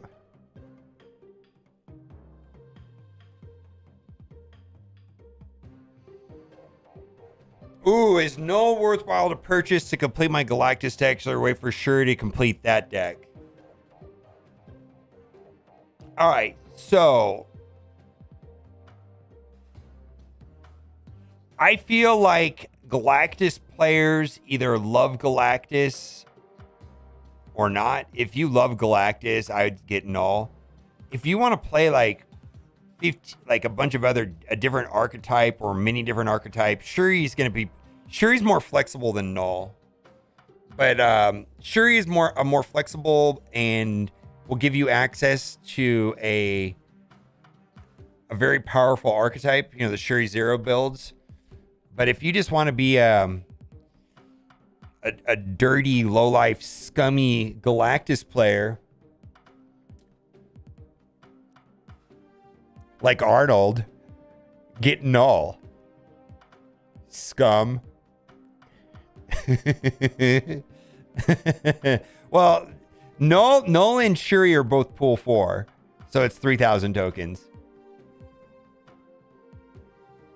Yeah, Null doesn't have much of a place in any consistent competitive place outside of Galactus. And keep in mind, I'm a Galactus player too, man. I just don't particularly care for it. Yeah, Shuri is a... You're going to need both. If you enjoy Galactus, you're going to need both. I don't know which one you should get first, though. I personally would go Shuri all day long before Null. Because I'm just not necessarily... I'm not a hardcore Galactus fan. Yeah.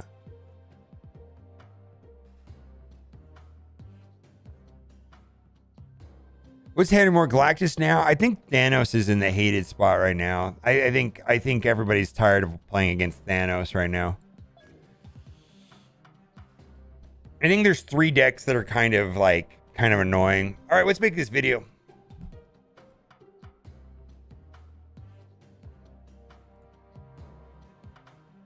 Let's see. Let's move this someplace else.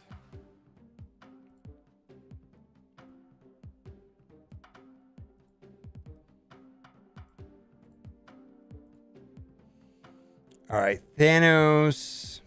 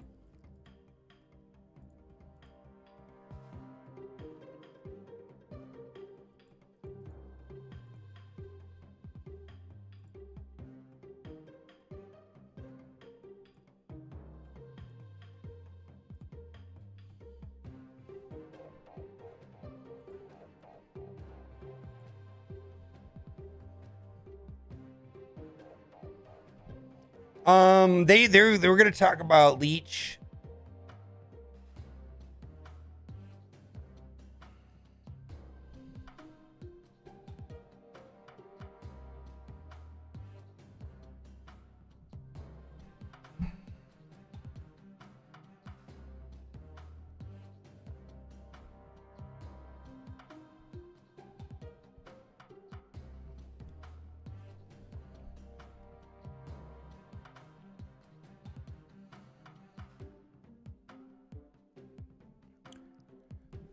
We've got so much to talk about today. We're going to talk about whether or not Kang is an overhyped card or maybe even a bad card. We're going to look at some data, and we're going to also reflect on my personal experience on what deck I think he's good in and other decks that I think he's not so good in. We're also going to talk about Kitty Pryde. A lot of comments from the developers on actually how Kitty Pryde works. We're also going to talk about all of the cards coming out next season. And most importantly, we have a tremendous insight update from the developers on how they perceive Leech. Leech is one of the most hated cards in Marvel Snap right now, and a lot of people have been calling for a Leech nerf. We're going to read what they actually have to say. First things first, let's get into some interesting data on Kang. And before we get hyper into the data on Kang, I want to say that I'm smart enough to know that we really don't know that much about Kang. It's only been 3 days. We have some data coming in, and the jury is still out. I don't think this is a card, personally, right now, that can be put into any deck. It is a cube management tool that saves cubes. I believe it also caps the upside to your cubes when played incorrectly. And I think it also saves you a ton of cubes. Where the real opportunity for Kang is when you play Kang on the same turn that he comes into your hand, you get to draw another card, which is incredibly useful on combo decks. And I had very good luck with Kang in a Galactus deck. But does Kang actually make a Thanos deck better? Does Kang make a Shuri deck better? The data suggests not. It actually looks pretty bad. Now, before we look into data, and I just want to say I'm a numbers guy. Like I'm just a numbers guy. My past lifetime, I was a financial advisor. I worked primarily in municipal bonds. I like numbers and data. I just love it. It's my favorite thing, as coming from the financial sector and doing financial analysis and managing people's money. I just love numbers. So the most popular card in the game right now is Sunspot, and this is off of a very large data size, 1.6 million. And this is off Snap.fan, which is a tool that can be installed on your Android or Steam client, and it collects data about the cards. And there's 6 data points on this that we're going to consider is win percentage index, cube percentage index, win drawn, average cubes and win percentage, and win played. Now, I'm just going to say that in general, 53% win percentage kind of seems to be like some sort of baseline that Second Dinner is trying to achieve. Average cubes, like anything over 0.3, in my opinion, is pretty good. Win drawn, same thing. Now, win played is a little different. Now, what is super interesting about Kang is if I sort out of the 200 cards here, and I sort for like the most impactful card when played, you will see that it is a card like Null, right? 67% win percentage when played, average cubes 1.65. That is the highest cube win percentage out of any card when played is Null out of the 200 plus cards of the game. Kang is on the absolute rock bottom, and I'm not exactly sure why that is. That could be that people are just playing Kang to see if they can snap and get a free bluff and get you to back out of the game, and it really throws these numbers off. I'm not really sure. So we're going to look into some future data. Like I said, Kang has only been out for 3 days. I've played him almost constantly in the last 3 days. I have a good feeling of how the card works and when it does not work, but it is not showing good results. And I feel like the data is a little skewed. And this is only a small sample size. Like we compared it to Sunspot, 1.6 million situations where it was seen, and this is only 15,000. I think also people are testing out the combo, and the combo is bad and it may be throwing off the numbers. But if you take a look at right here, game seen, 50% win rate, 0.2 cubes is fine. Win drawn, 0.2 cubes. It just seems like it's super bad when it's played, and I think that is for people that are trying to get the bluff to work. All right, now, I sorted the 3 best Kang decks. And this first deck, I have a ton of experience playing. In the last 3 days, I've played this first deck right here, and I've gone from 126 up to 133. I think I'm at 132 just using this Kang Galactus deck. And we're going to compare the results of this deck with other similar decks that do not have Kang. The other 3 decks are Shuri. So this is the standard Shuri build, the Shuri Red Skull. Look at the numbers here, 51% win rate, 0.18 cubes. Thanos deck, the Lockjaw Thanos deck, you know, like a negative win light, negative cube rate. All right, so let's first compare this Galactus deck. And I just want to say, I'm not even sure if this is the optimal Galactus build. The Adam Warlock Yellow Jacket seems like a gimmick that goes off, let's say, in 1 of 5 games. I had tremendous results, 47% win rate, 0.51 cubes. I went and compared the same build, basically Galactus, Null, Adam Warlock builds, and Kang actually added value. Kang made this deck better. Is it because Adam Warlock draws cards and you could draw into Kang, play Kang, and then draw another card? But the actual cube rate is actually better on this build. It goes from 0.4 and 0.37 up to 0.51. So I'm confident in saying that the numbers reflect my personal experience that Kang actually made this Galactus build better. There were a ton of situations where I was able to play Kang, identify if they were going to play Arrow or not, save cubes by retreating, or I did not have Kang in my hand. I played Kang, and I did not have Galactus in my hand. I played Kang and snapped and they retreated. Or I drew into Kang, played Kang, and then got a free card draw, and I drew into my win condition, which was very often Galactus, and it felt like the deck was more consistent. Now, let's look at Shuri Zero build. So this is the best performing Shuri Zero Kang build with a 51% win rate with average cubes of 0.18. What do the other Shuri decks normally do? 63% win rate, 0.68 cubes. 60% win rate, 0.62 cubes. 60% win rate, 0.6 cubes. 62% win rate, 0.57 cubes. 60% win rate. I have no idea what's going on. This literally feels like Kang is going into this deck and he is just a rock. Ask yourself this. If you put a rock into your deck, how much would that ruin the deck? Is Kang actually adding any value to a Shuri Zero build? Or is he just a rock? I don't know. I feel like the numbers are super bad right here. And I'm not sure that Kang is this place into every deck cube management card. The numbers only after 3 days are not reflecting that. So I'm not willing to jump to conclusions right away. We need more data, more time. But the initial thoughts is that this data is not good. Let's look at another archetype, and that is the Thanos Kang. So this is a quite traditional Thanos Kang build.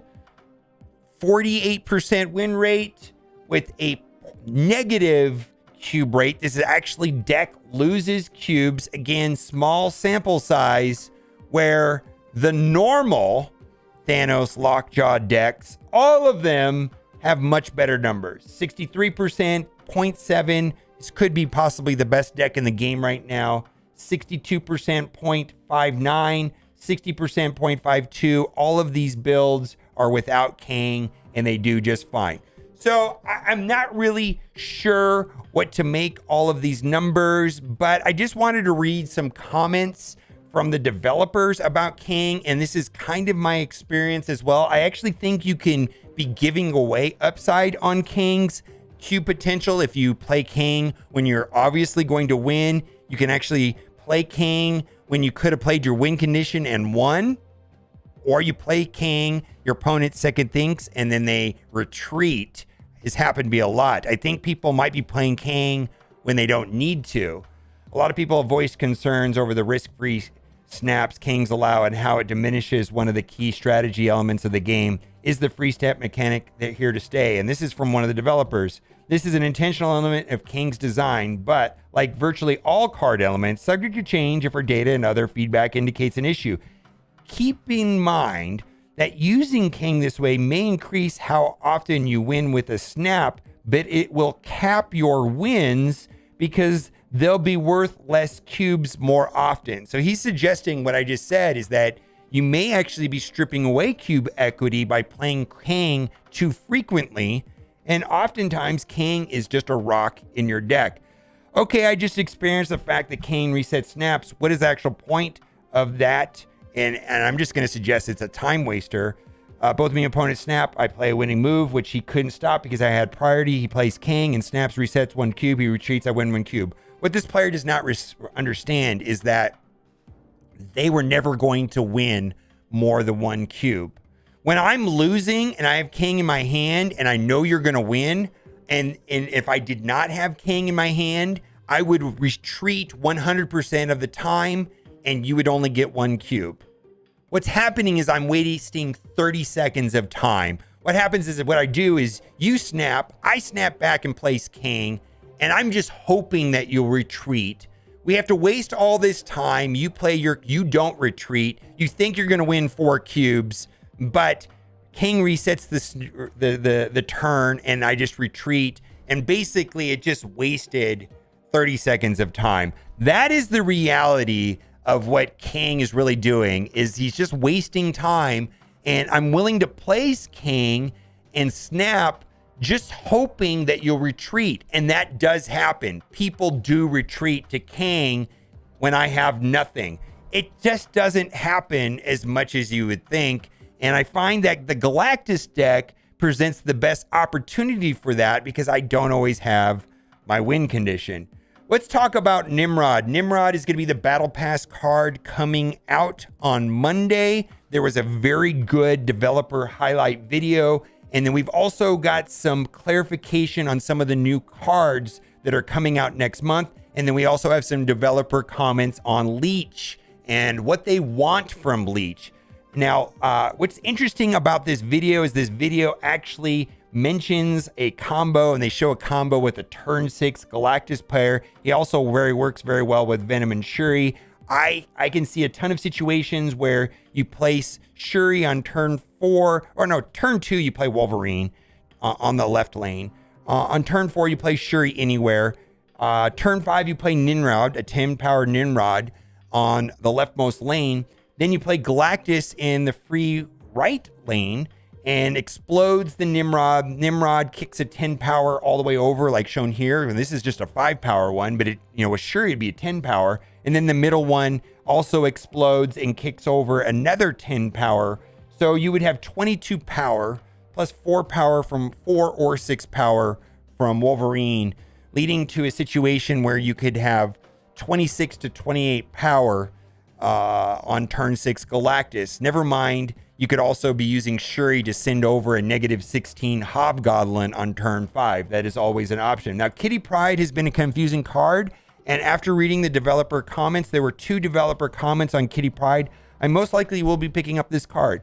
You can return this to your hand to gain +2 power, and there were some questions on whether or not this card could be brought back into your hand on the same turn that it was played. I think there's a lot of favorable interactions with this card with key cards like Bishop and Angela. Yes, You can return and play Kitty in the same turn. Because of this functionality, the only way to undo your actions with Kitty Pryde while playing cards is to use the undo all action button accessed by tapping your energy meter. I'm very interested in this card. I'm hoping that it'll be a better card than Sunspot, let's say. Another interaction that they said would not work is with Beast. No, Kitty Pryde will only gain power if you return her to your hand with her own ability. So there will not be a positive interaction with Beast. There also is no favorable interaction with cards like Quinjet. Master Mold, add 2 Sentinel to your opponent's hand is going to be another card. Hopefully Ronan will have his day. I think there's a lot of interesting situations where this is going to be. I think it's going to be a hard counter. I think it's going to be a good counter to cards that don't really have a counter, like Dracula. This is very interesting. And then, of course, we've got Negasonic Teenage Warhead.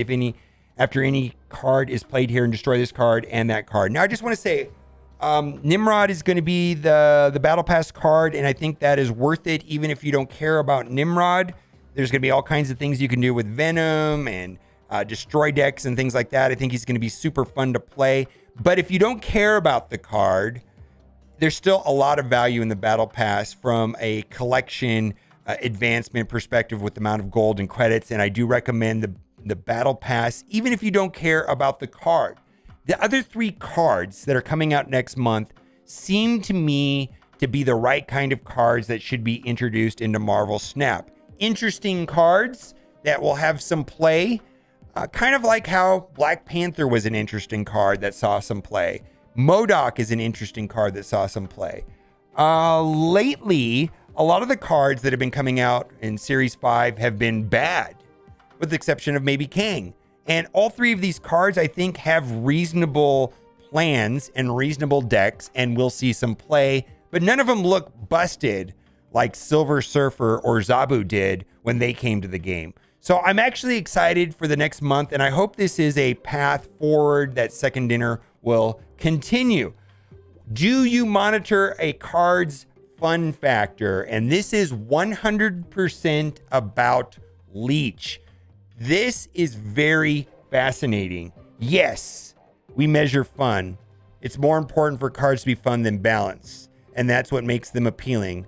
Among my duties as a game designer is to forecast the player experience and interpret their feedback, as well as how the data corresponds to the feedback. On Leech specifically, one of the most hated cards in the game right now, most card games, ours included, manage keeping many different cards fun and strong by ensuring there's meaningful counterplay against all of them. Designers often call cards serving this role release valves, in that they remove the pressure created by strong cards. Leech is exactly such a card. His role is to offer players a clean answer to decks trying to pack all of their power in at the last minute, such as Silver Surfer or Deathwave decks. Yes, Silver Surfer is almost an unplayable deck right now because of Leech. Every time I play Silver Surfer with Sarah, I drop my Sarah in turn 5, they drop Leech. There's just nothing I can do. It's over, right? Or Deathwave decks. Deathwave decks like to skip turn 5. Well, not skip turn 5. Play Wave on turn 5 and then soak up power on Sunspot, let's say, and then play, She-Hulk and Death and Arrow on turn 6. That does not work. MODOK gets destroyed by Leech. There's a lot of decks that just get absolutely destroyed by Leech. This isn't because we want those powerful decks to exist, but it's because we want to ensure a variety of powerful decks that can exist. Release valves, especially ones that restrict players, become more problematic when dominant decks include them as wide-ranging protection. We don't want Leech or other valves to be our most placed cards for their costs, but it's also important for them to exist to be good at their jobs, which is a careful balance to manage. And I guess I'm trying to think about what this means. I think it kind of means like Killmonger exists, and Killmonger kind of destroys like zoo decks, right? Is that a bad or a good thing? I think it's okay. But Leech right now seems oppressive, and I hope that they continue looking at it. And I'm glad that they made this post, realizing they understand the situation to a certain extent. Another question that came up is about this Newverse web shop. So if you go to the Newverse web shop, you can purchase gold and season pass in-game items. And it looks like they are in the Philippines currency. Now, I am not interested or smart enough to see if there is a favorable exchange rate and this is worthwhile of doing. Players have told me that they are saving about 10% by doing this.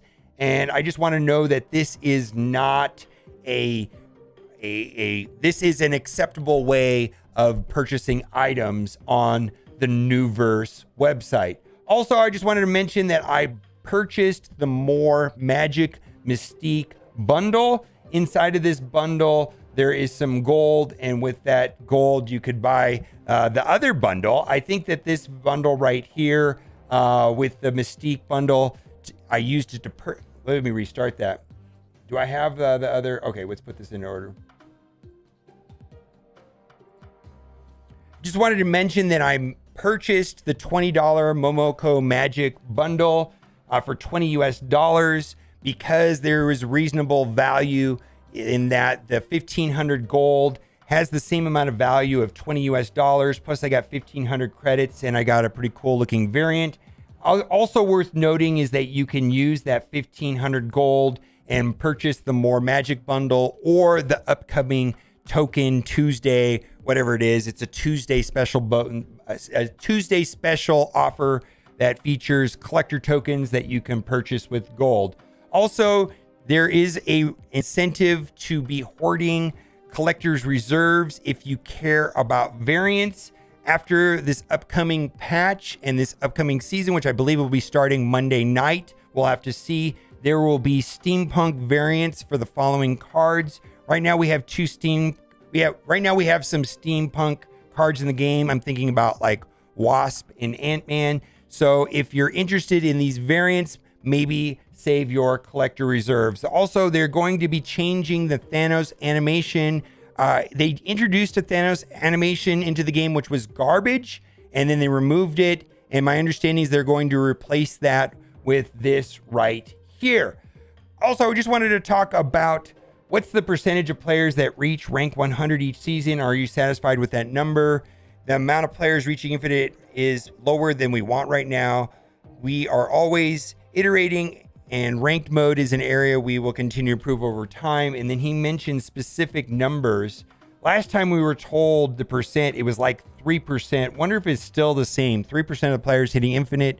And then he responds, depending on the season, it is between 3 and 10%. Arrow, just worth noting that Arrow sucks cards over randomly. Arrow moves cards randomly, which also means sometimes she will move cards in the played order. So that is interesting information. They were asking about card acquisition, and the developers responded by saying there's an improvement for it in the next patch, and an additional one in the patch after that. We will share more soon. This is the area we'll continue to invest in until we get it right. New cards need to be exciting. One of the things that they mentioned on Twitter is that when a card is added into Series 5 on the first refresh in the token shop, that card is available. All players will have access to that. For example, when Kitty Pryde is made available, which is probably about 10 days away, on the first reset that she's available, she will appear there, is something that they're going to implement after the next patch. I just want to go over two fun things before we wrap up this video. Who is on the toilet? I'm on the toilet. Poop. And I just wanted to give a shout out to Cook. This is amazing artwork. The amount of time that someone spent drafting this. We got Sandman and Devil Dino and Arrow and Professor X and Cosmo and Polaris and Cloak. I just think this is really cool. Let me know what you think in the comment section about Kang. Do you think he's a little overhyped? Do you think he's busted? I'm sure there's a lot of opinions out there. For me, the jury's out. the jury's out on Kang, and I'm going to continue to monitor the data. Bye for now.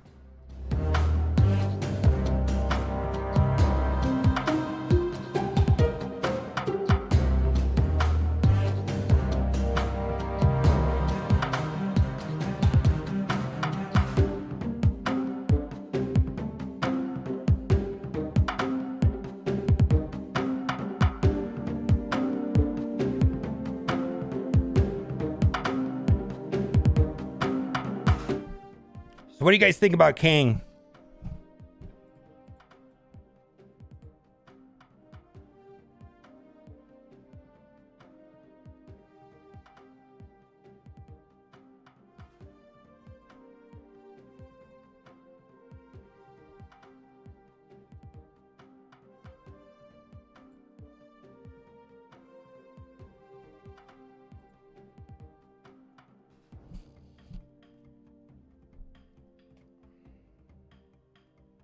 Kang more important for Galactus or no? I guess I'm confused by the question. Yeah, dude, there's something weird with the data. Yeah, something's weird with the data. And I'll be 100% honest with you. I thought Kang was going to be broken as fuck and abusable. And you put him in every deck. And I don't think that's the case. I actually think he's pretty nuanced and good and situational. And I think I might be still playing him wrong. And I think he's going to work in certain decks, but not others. I actually don't think he's just this throw into any deck thing. I don't. Not right now. Not based off the data I've seen.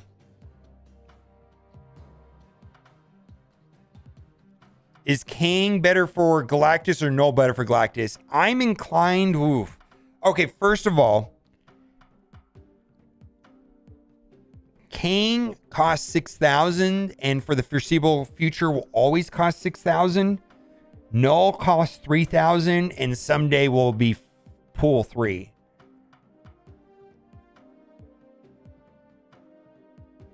Is Galactus better for... Is Null better for a Galactus deck than Kang? Holy shit, that's a complicated question. I'm more inclined to tell you to pursue Null. I'm not sure.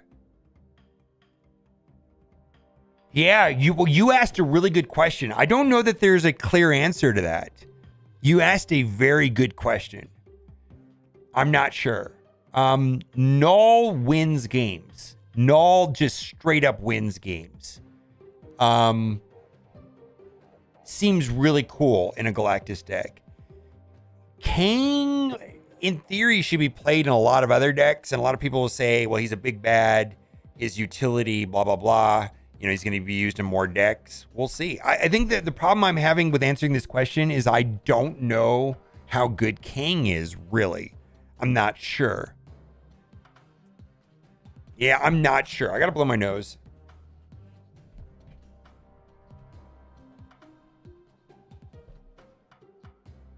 On paper, I think Kang is better than the numbers reflect, by the way. I really like Kang.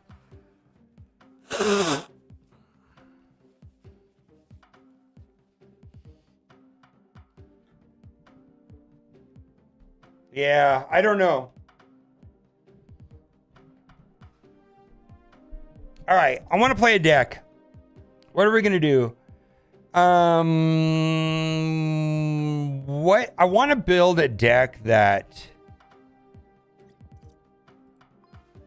messes with Thanos. How cool? Because that's all I play against is Thanos. How are we going to beat Thanos?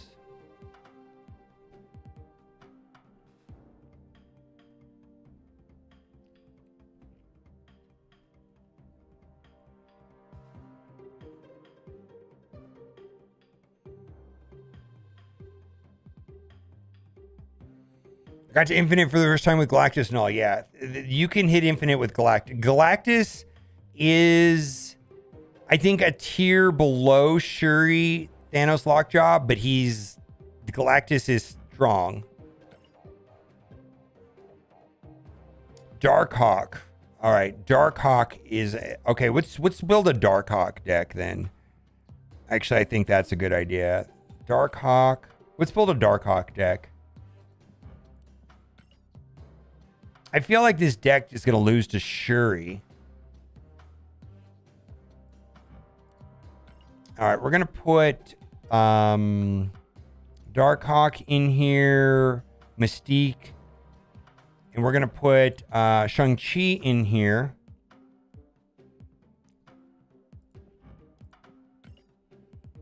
We need Rock Slide.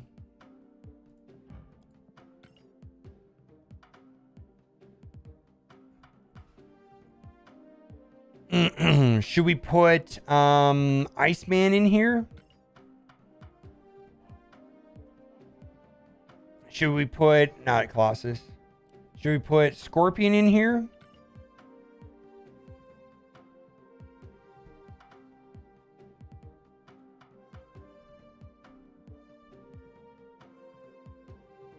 Shit, do we just put like Moon Girl, and Devil Dino in here and call it a day?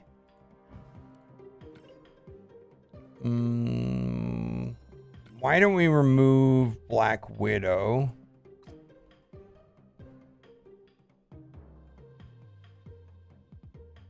I feel like we have to have She-Hulk and Arrow in every deck.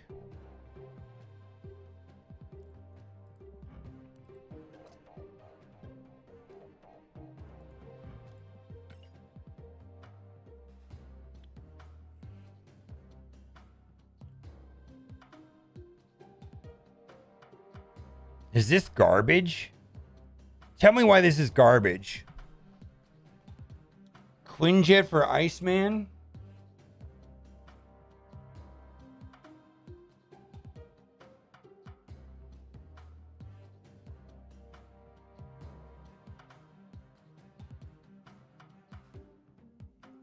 I don't really want to play Kang. Wong? I don't like Wong. Today. Killmonger to take out the stones. All right, yeah, we got to put Killmonger in. All right, who are we going to take out to put Killmonger? I like this Killmonger idea.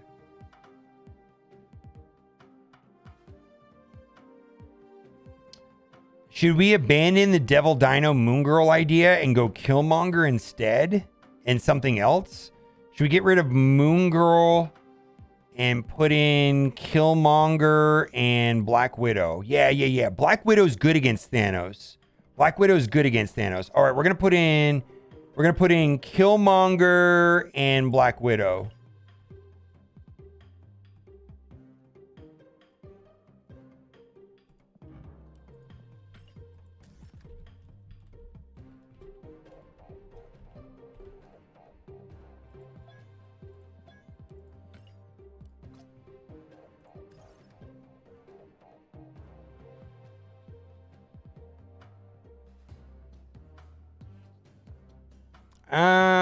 I don't really have a way of exploiting debris. I'm inclined to take out Iceman and put in White Queen. What about Iceman for White Queen? I see you guys not liking Iceman. I like Iceman.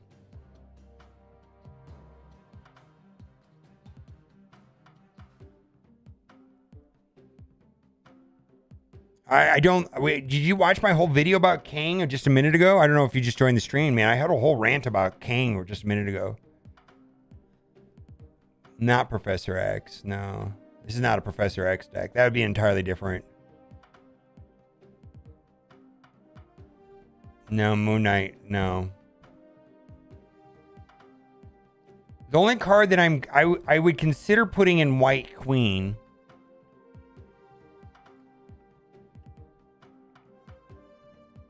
This is an option here.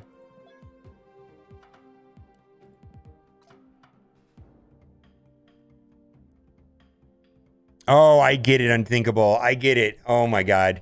Okay, unthinkable. I'm so sorry. I didn't see the emoji.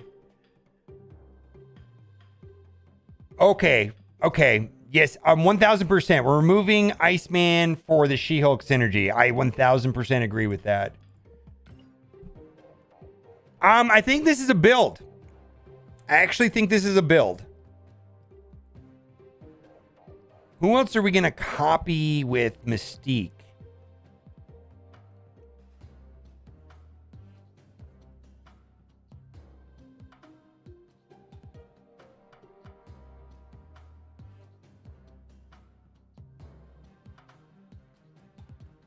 Yeah, I'm not sure about Killmonger with Sunspot.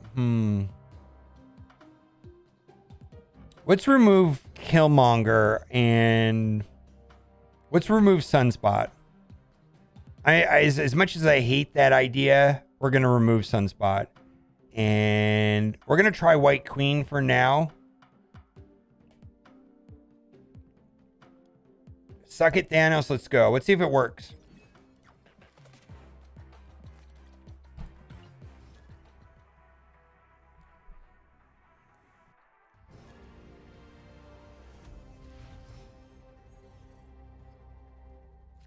Yeah, I think Moonjet...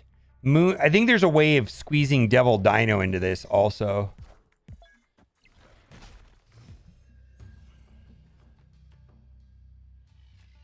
Alright.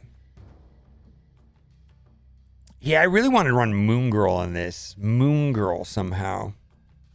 Moon Girl Devil Dino.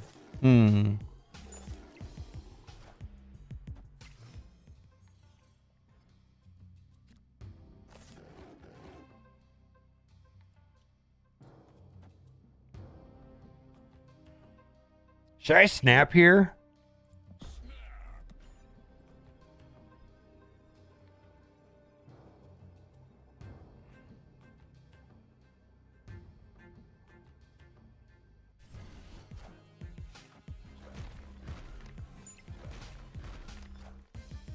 Yeah, we've given them a lot of rocks.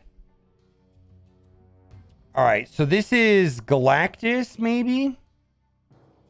Should I just screw them over with Cosmos? Cosmo into Darkhawks?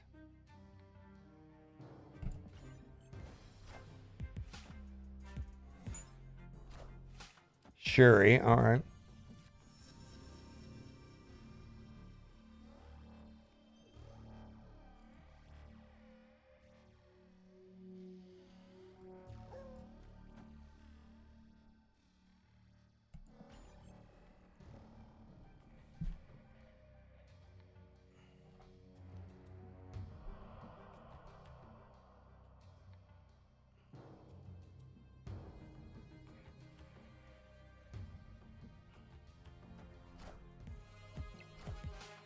Darkhawk? Okay.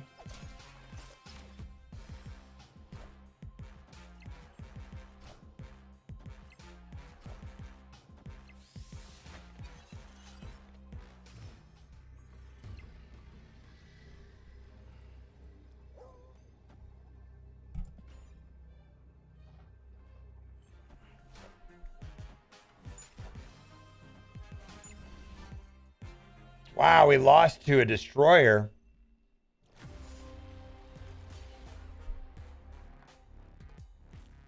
Wow.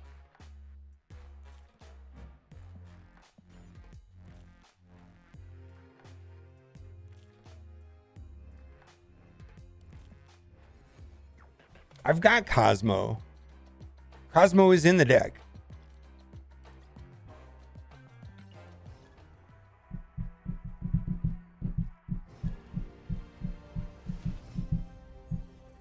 Yeah, I really want to squeeze like Moon Girl, Devil Dino maybe in here somehow. I don't know.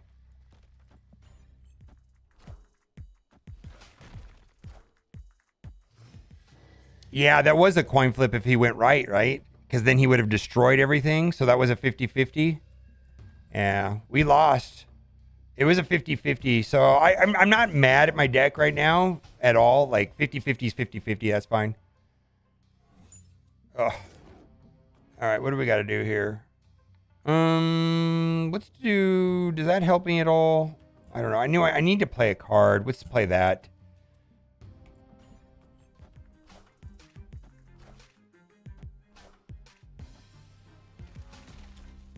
If we're gonna build a debris deck, it's gonna be different than this, though.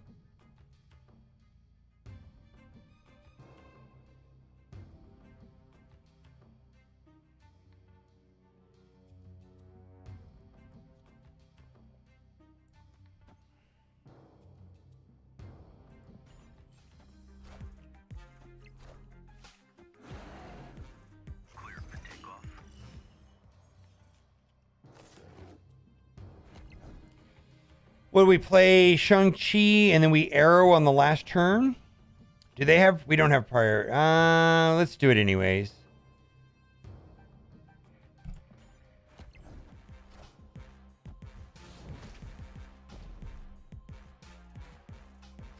Magneto. He wins because of Sunspot. That's not great.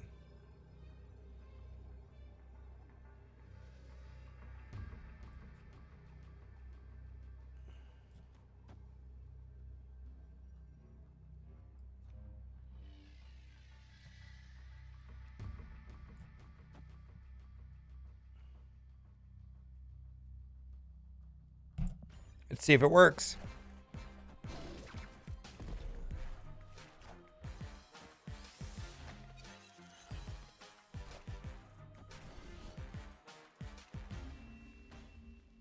All right.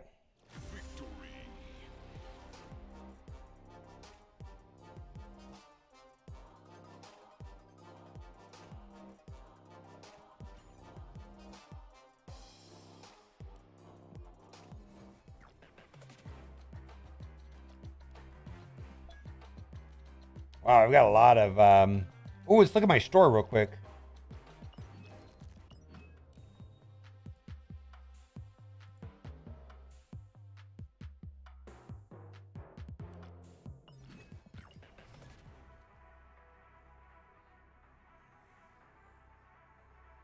Yeah, dude, that was a weird... That was a destroyer deck, which was interesting. And like everybody said, it was a 50-50, which is fine.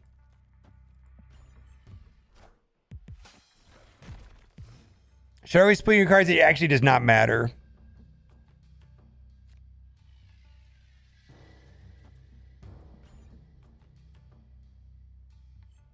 Pixel art fan, only troll cards. Like if I picked up a pixel art Cosmo, I would play that. All right, we have priority, so we're gonna put Cosmo there, I guess. I don't know. Let's see what happens.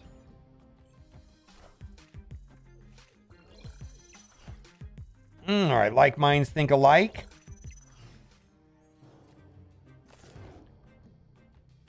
All right, we're going to play White Queen. Doesn't matter. Yeah, let's do White Queen there.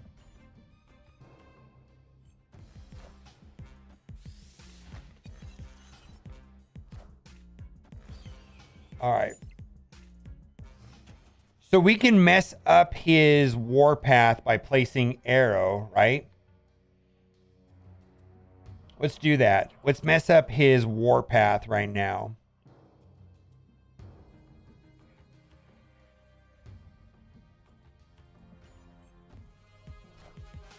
Yeah. All systems go. All right. Well, we lost priority, but this is actually, I think, a W.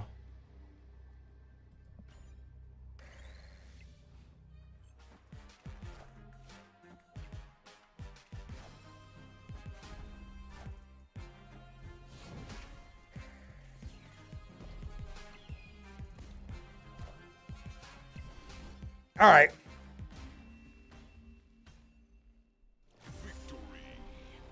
Why I'm hungry.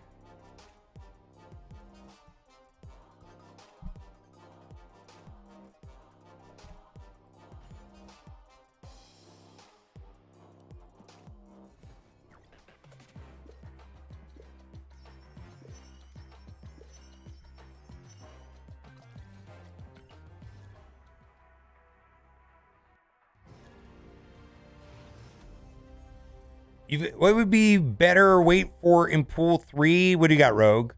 Magneto? Magneto's pretty good. I don't think Magneto's terrible. I feel like Magneto is...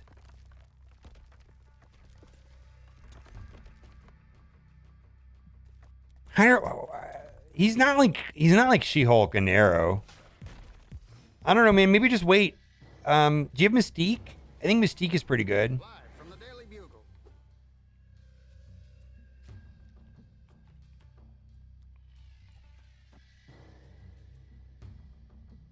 I don't really want to clog that location yet. Mobile Gamer is not overhyped. How's it going, my guy?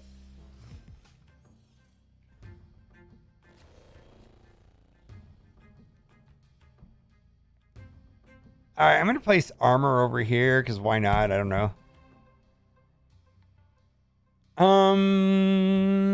You've got She-Hulk and Arrow, and you got Mystique. I don't know that, like, do you really need Magneto? I don't know. All right, we're playing Shuri Zero, right? Mr. Sinister. I'm glad I didn't place Black Widow there. M'Baku. Give him rocks.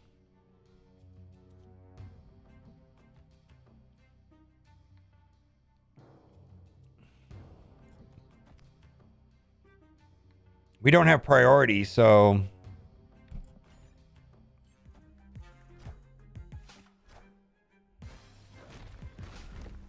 Yeah, Magneto's not trash. I want to say that. Ugh, what do I want to do? So if I play Zabu now, then I can do Mystique Darkhawk. So let's do Zab. Oh, they retreated. Yeah, I was gonna do Zabu. Actually, we had a good line there.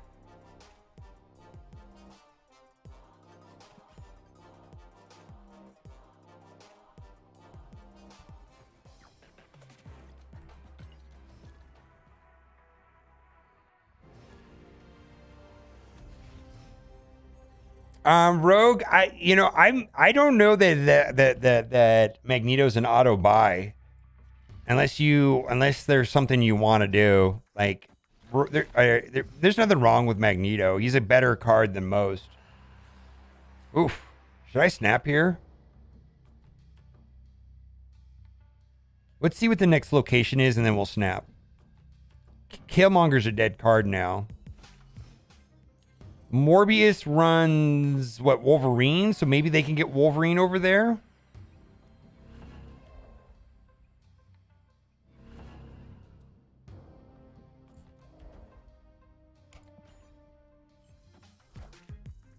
What are the autos top 3 buys? I think that She-Hulk, Arrow, and Shuri are pretty much auto buys right now.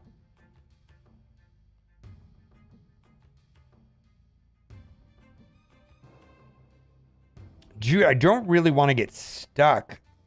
I guess I can play She-Hulk Darkhawk on the last turn, right?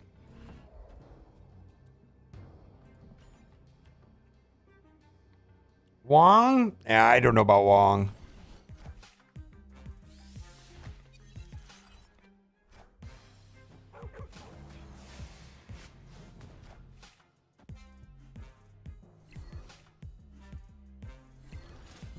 The Dracula's gonna drop.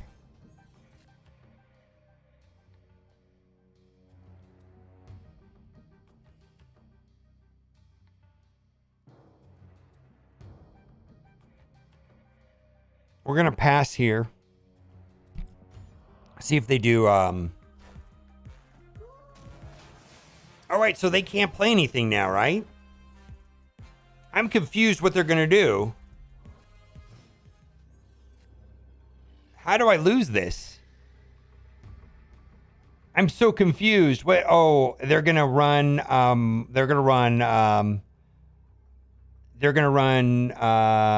MODOK in the middle and ramp up their Morbius. 5 in deck, so that's a 10 power. Ugh.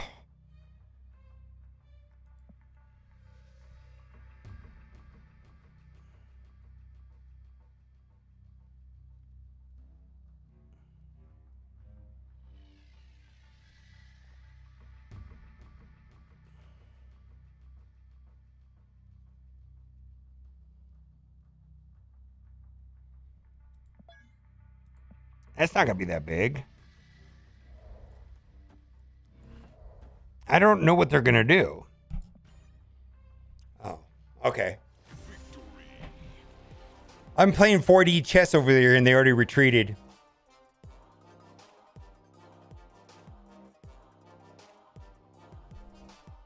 Yeah, I thought they were going to drop MODOK in the middle and ramp up their Morbius, but they didn't have that many cards in their hand, so that wouldn't have done anything.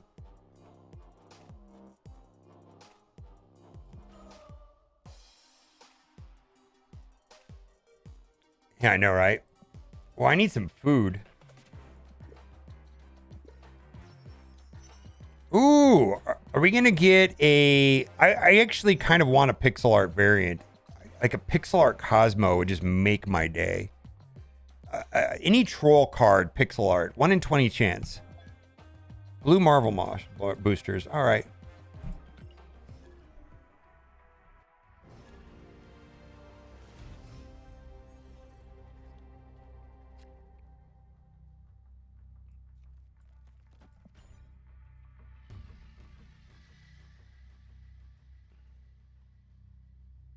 I do have Korg variants, but I just don't particularly like Korg that much.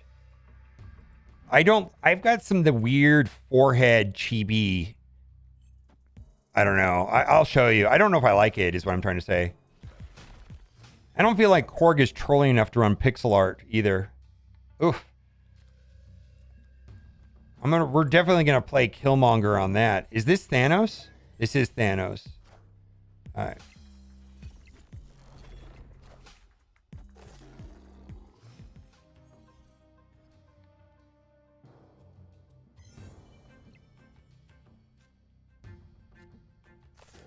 Do we want to put rocks into his deck, or we need to get rid of Quinjet now? All right. Get fucked!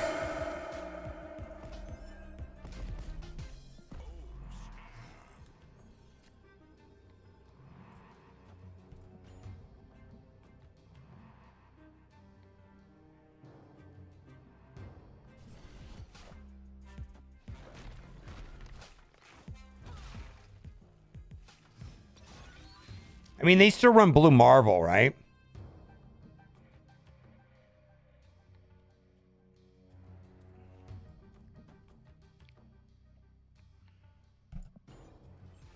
I picked the wrong side. I picked the wrong side. I've got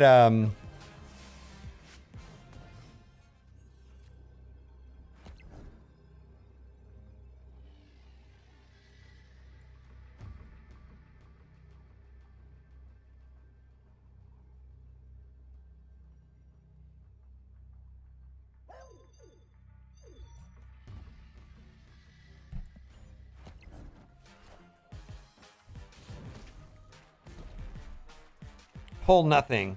Pull nothing. All right, we're tied in the middle.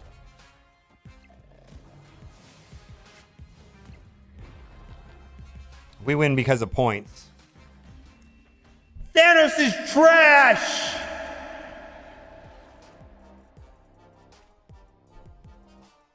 Ooh, I could have Mystique the doggo? Yeah, but then I couldn't have done Shang-Chi.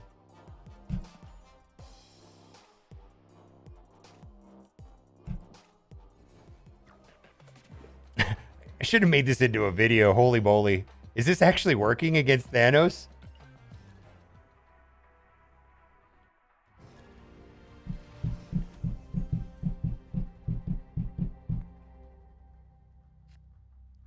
Is this actually like a video worthy? I don't even know.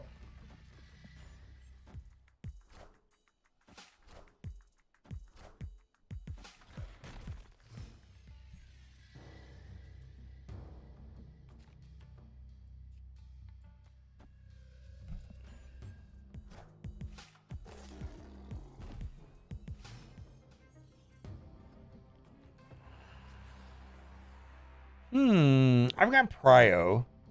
I feel like this is a Thanos deck, right? This is a Thanos deck. I'm going to snap here. This is a Thanos deck, and Cosmo in the middle is not going to be good for them.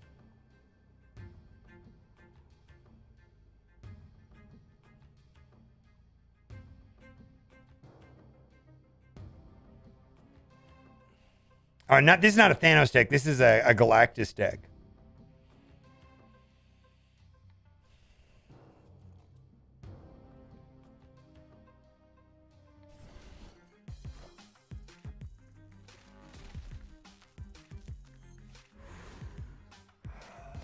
He can tie the game at best, right?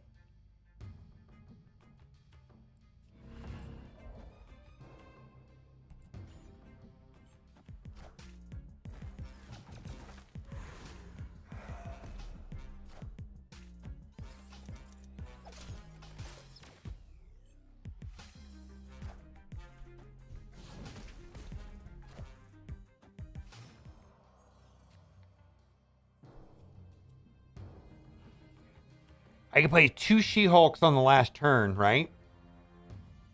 For 1 cost each. And I can blow up his Sunspot.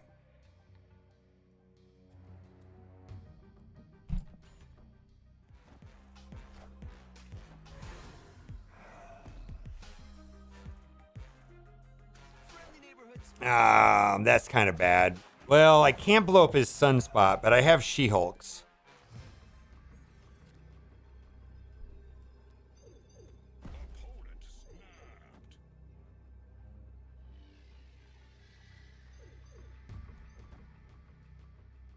See, he's just going to play Galactus here and take a draw is what he's going to do. So this doesn't matter. This is a draw right here, I think. Or unless he's playing Doom. Yeah.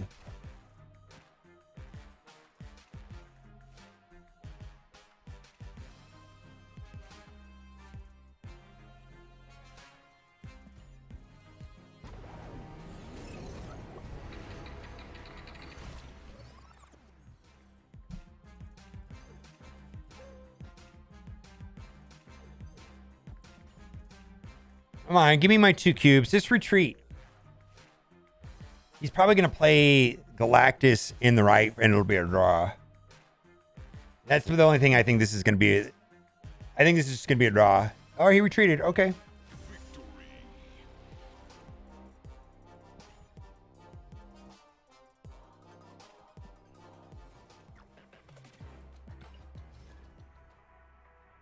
Oh, someone asked me about my Korg variants. I have 1 Korg variant, but I just don't like it that much.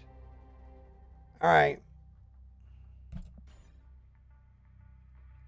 I have not tried the Street Fighter mobile game. Nice. All right, we're going to play Cosmo in the middle because that's probably where they're going to play like their lockjaw nonsense. All right, let's do Black Widow this turn. See if they draw, they throw any stones down.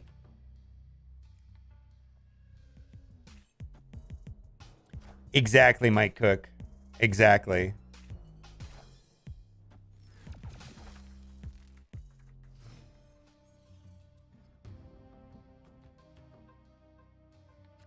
That's kind of pain in the ass. See, I do not have priority, but I feel like he's probably going to place Lockjaw right there or something. Oh, no, he placed it over there. Wave. All right. I'm going to play Vision.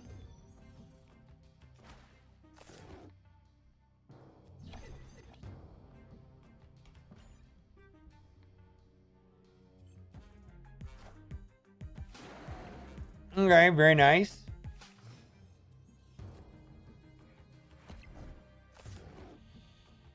So I got a couple things I can do here. I can see this is a Thanos deck, right? So why don't we do Darkhawk?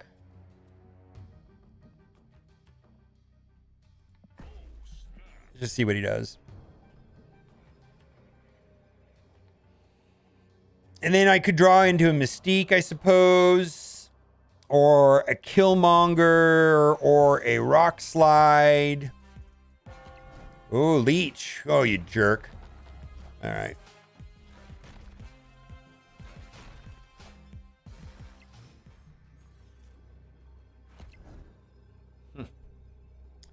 That's kind of fun.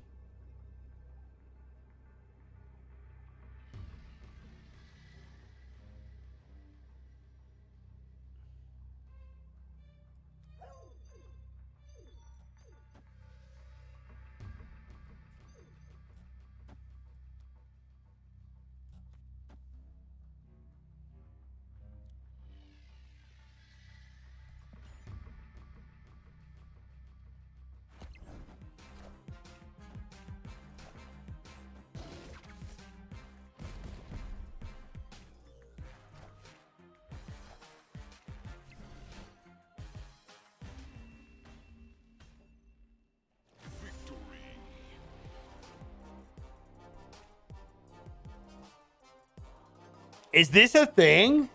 Did we just stumble on a anti-meta deck? Anti-Thanos deck?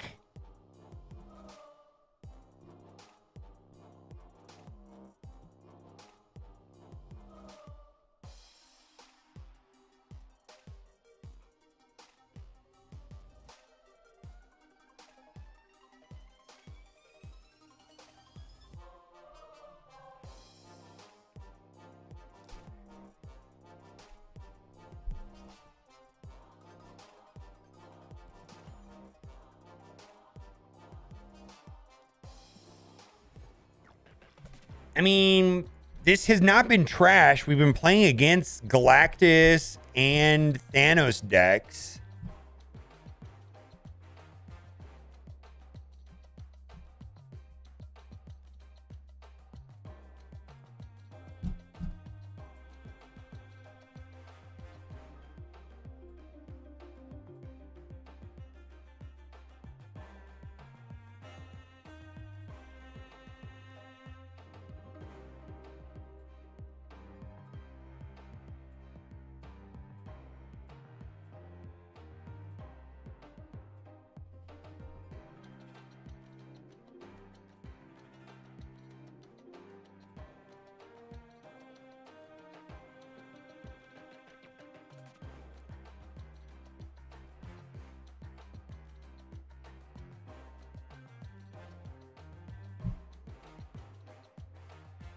Yeah, I really like She-Hulk. I'm more of a fan of She-Hulk than...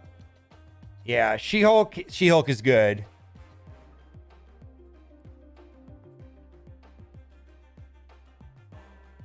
I wonder if anybody else is playing this deck. Let's see if I am the first person to make this deck or somebody else. I can't be. This seems like a logical deck that anybody would build. Let's see if anybody else is using this deck. No, see, I'm not the only person.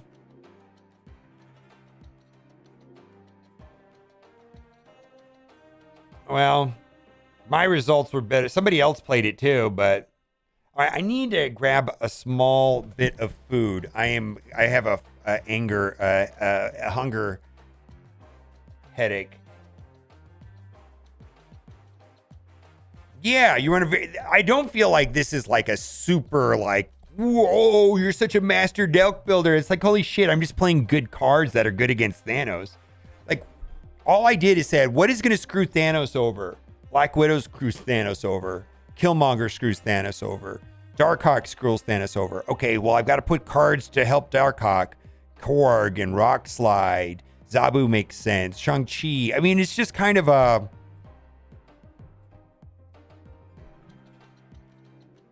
Yeah, I'm getting hangry. No, this is very good. I mean, this is a small sample size. Helicarrier? No. I do not recommend Helicarrier. All right, I'm going to grab a bite. I'll be back in 2 seconds.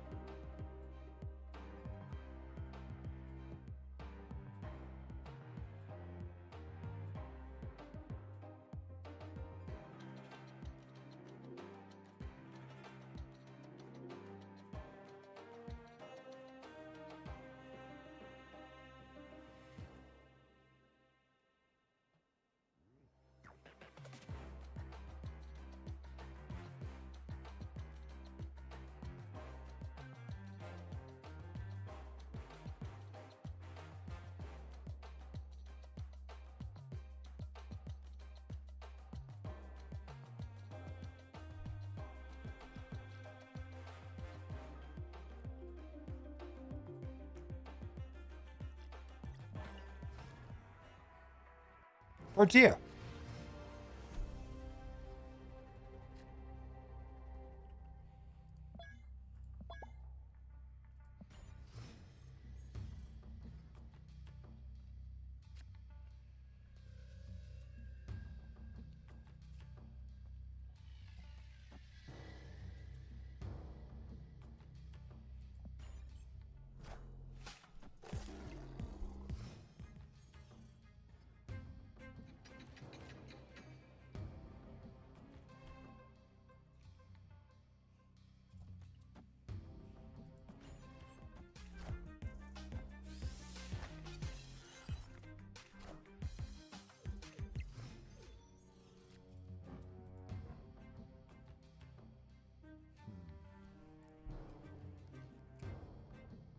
Boy, I really wish I had Cosmo right now. If I had Cosmo, I could put Cosmo right there and then it'd be game over, right?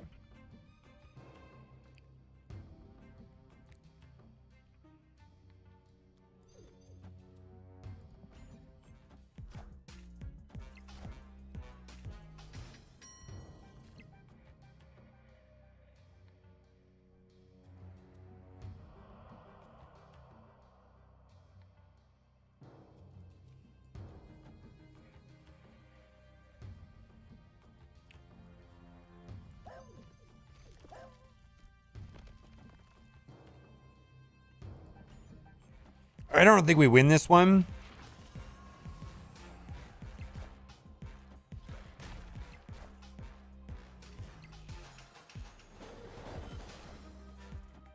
Holy moly.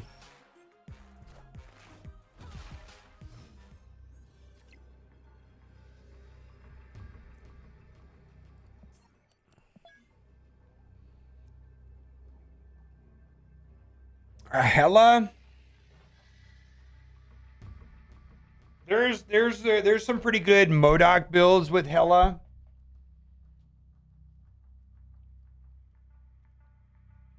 I tested a lot of Hela and Hela did not agree with my playstyle.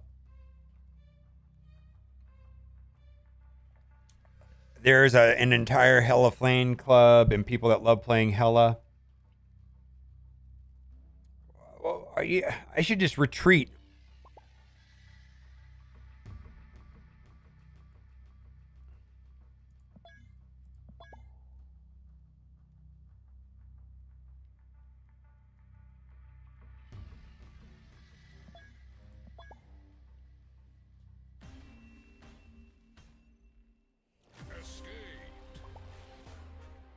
I don't know, man. I played like 9 different versions of Hela.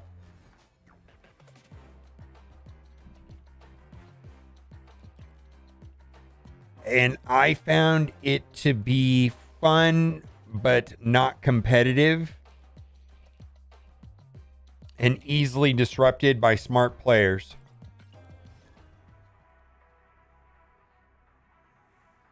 How to use that hard tracker? It only works on Steam or Android. This right here, only Steam client. Untap.gg.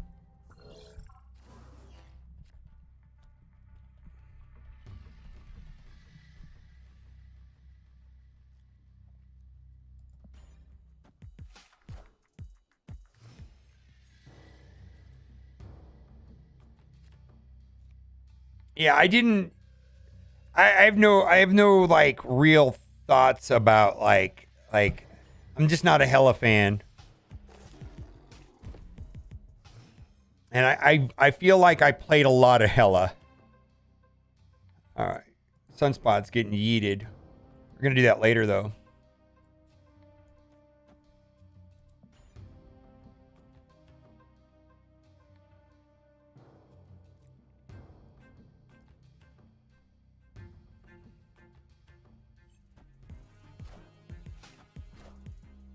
Favorite deck at the moment? It's a tricky question because I'm actually pretty bored of all the decks right now. I'm bored of the good decks. The good decks are... Should I snap here?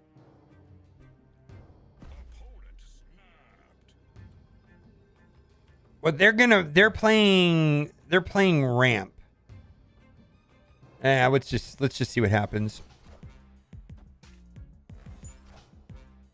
Mr. Negative, nice.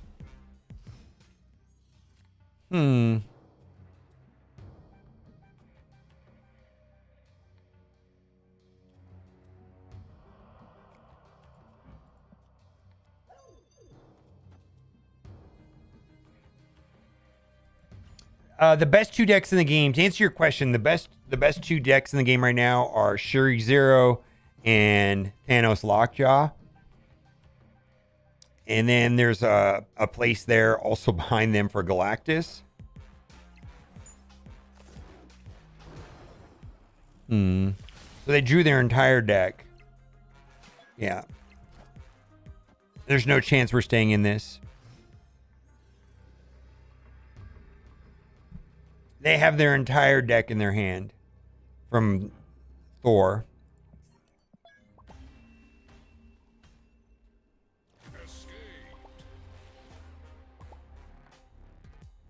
The reason why I don't Twitch stream Snap is twofold and may not be that interesting. Have I told you the reason?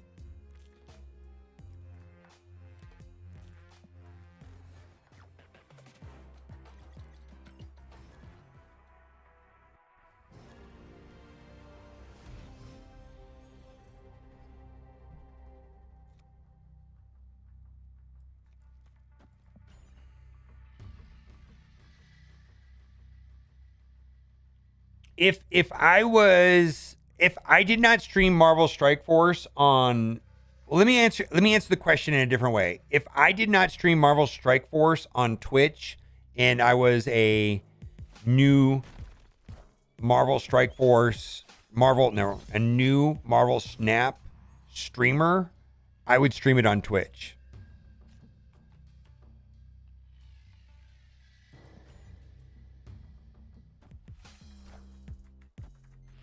Yeah, they got their whole hand.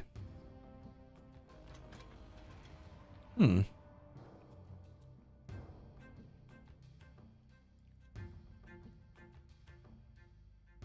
don't think we win this.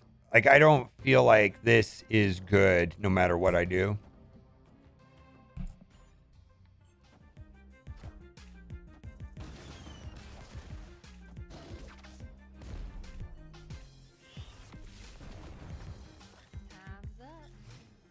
Now, does Darkhawk just win here because of the vibranium? Yeah, Darkhawk just wins here, right? How is he going to have more than an 18 power Darkhawk?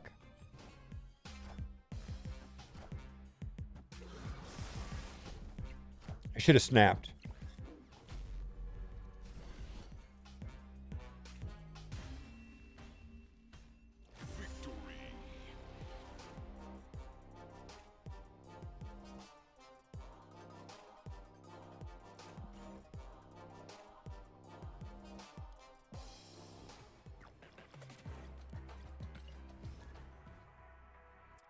Yeah, I should have made a good video. I'm going to start recording this.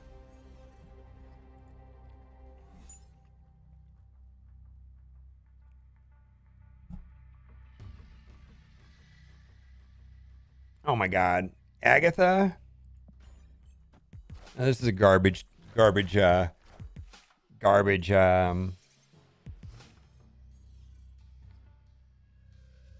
game here where we're just waiting to get snapped so we can retreat. Yeah.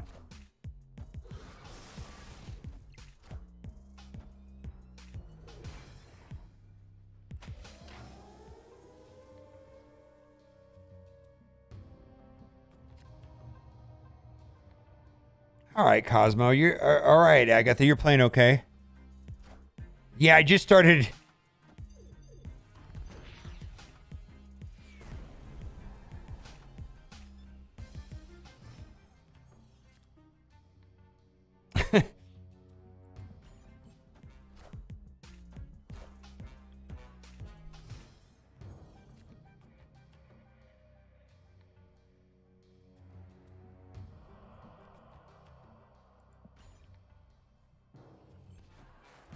Oh yeah, this is just screwed. Yeah, this is Agatha gameplay. I know. It's a good thing I started recording this Agatha gameplay, which is not helpful or useful for anything.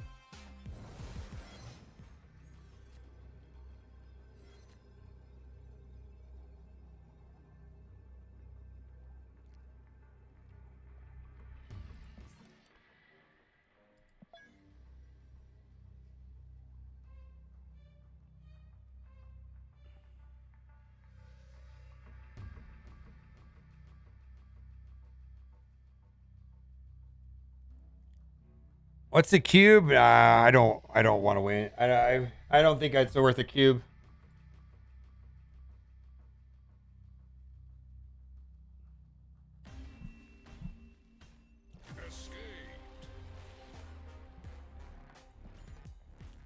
I wish I would have recording those matches that I defeated Thanos.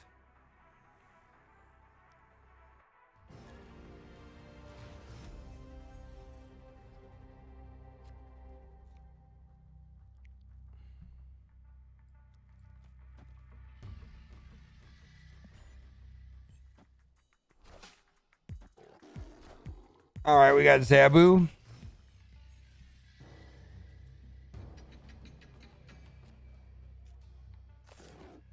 Don't have priority, which is kind of bad.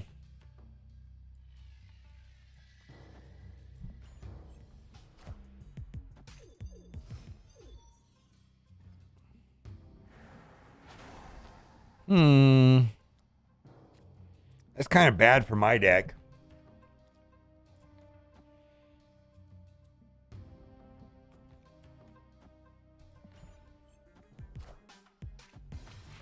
That kind of messed him up too.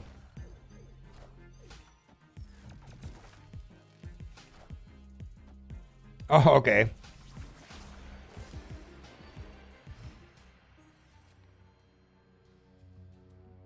What do I want to do here? I want to do nothing.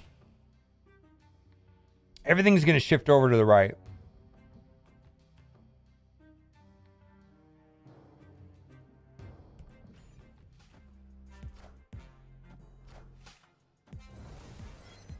Yeah, there's very little chance we're staying in this. Sarah is very powerful.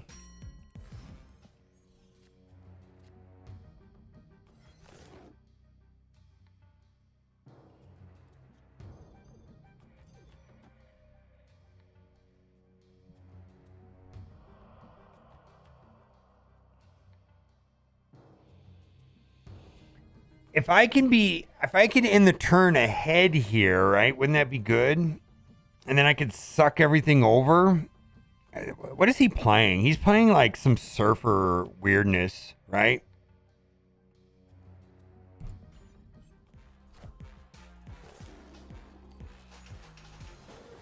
That was my final play right there.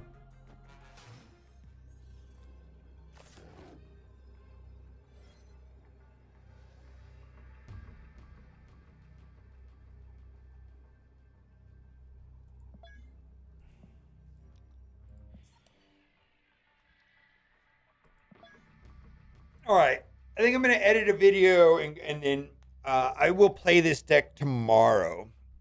I want to record my stats now, though.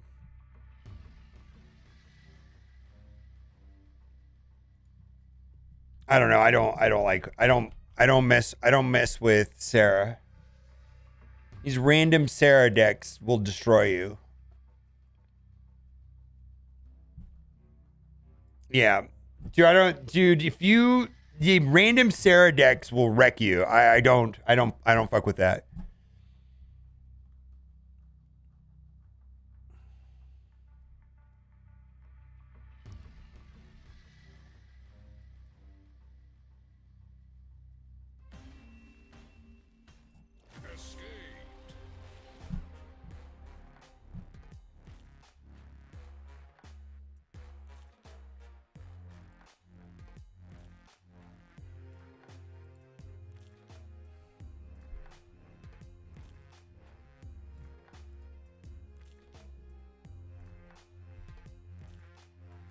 I will post a video in about an hour about Kang.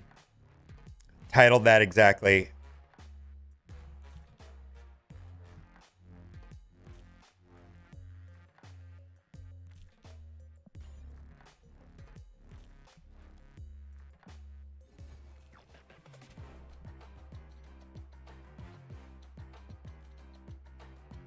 Yeah, there's just some cards you need to that I respect in this game. Moon Girl, Sarah, Mr. Negative. You just, especially if you don't know exactly what they're playing, especially like Mr. Negative. Dude, that's like an erratic, inconsistent deck that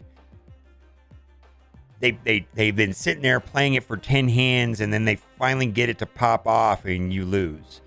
And they're retreating 9 games to get that 1 8-cube win. Man, you just got to respect. You have to respect certain cards like Mr. Negative, Sarah, and Moon Knight, and just say, you know what? I'm not going to crush them, so I'm going to take a step back. Or those decks also get destroyed by Leech. Like Leech, and they're dead. They're not really. Leech has like destroyed the viability of all 3 of those decks I just mentioned. Or 3 of those cards. All right, I'm going to edit the video and I'll put it up. It'll be up within an hour, and then I'll be on Twitch doing Marvel Strike Force. Thank you for being here, guys. Bye for now.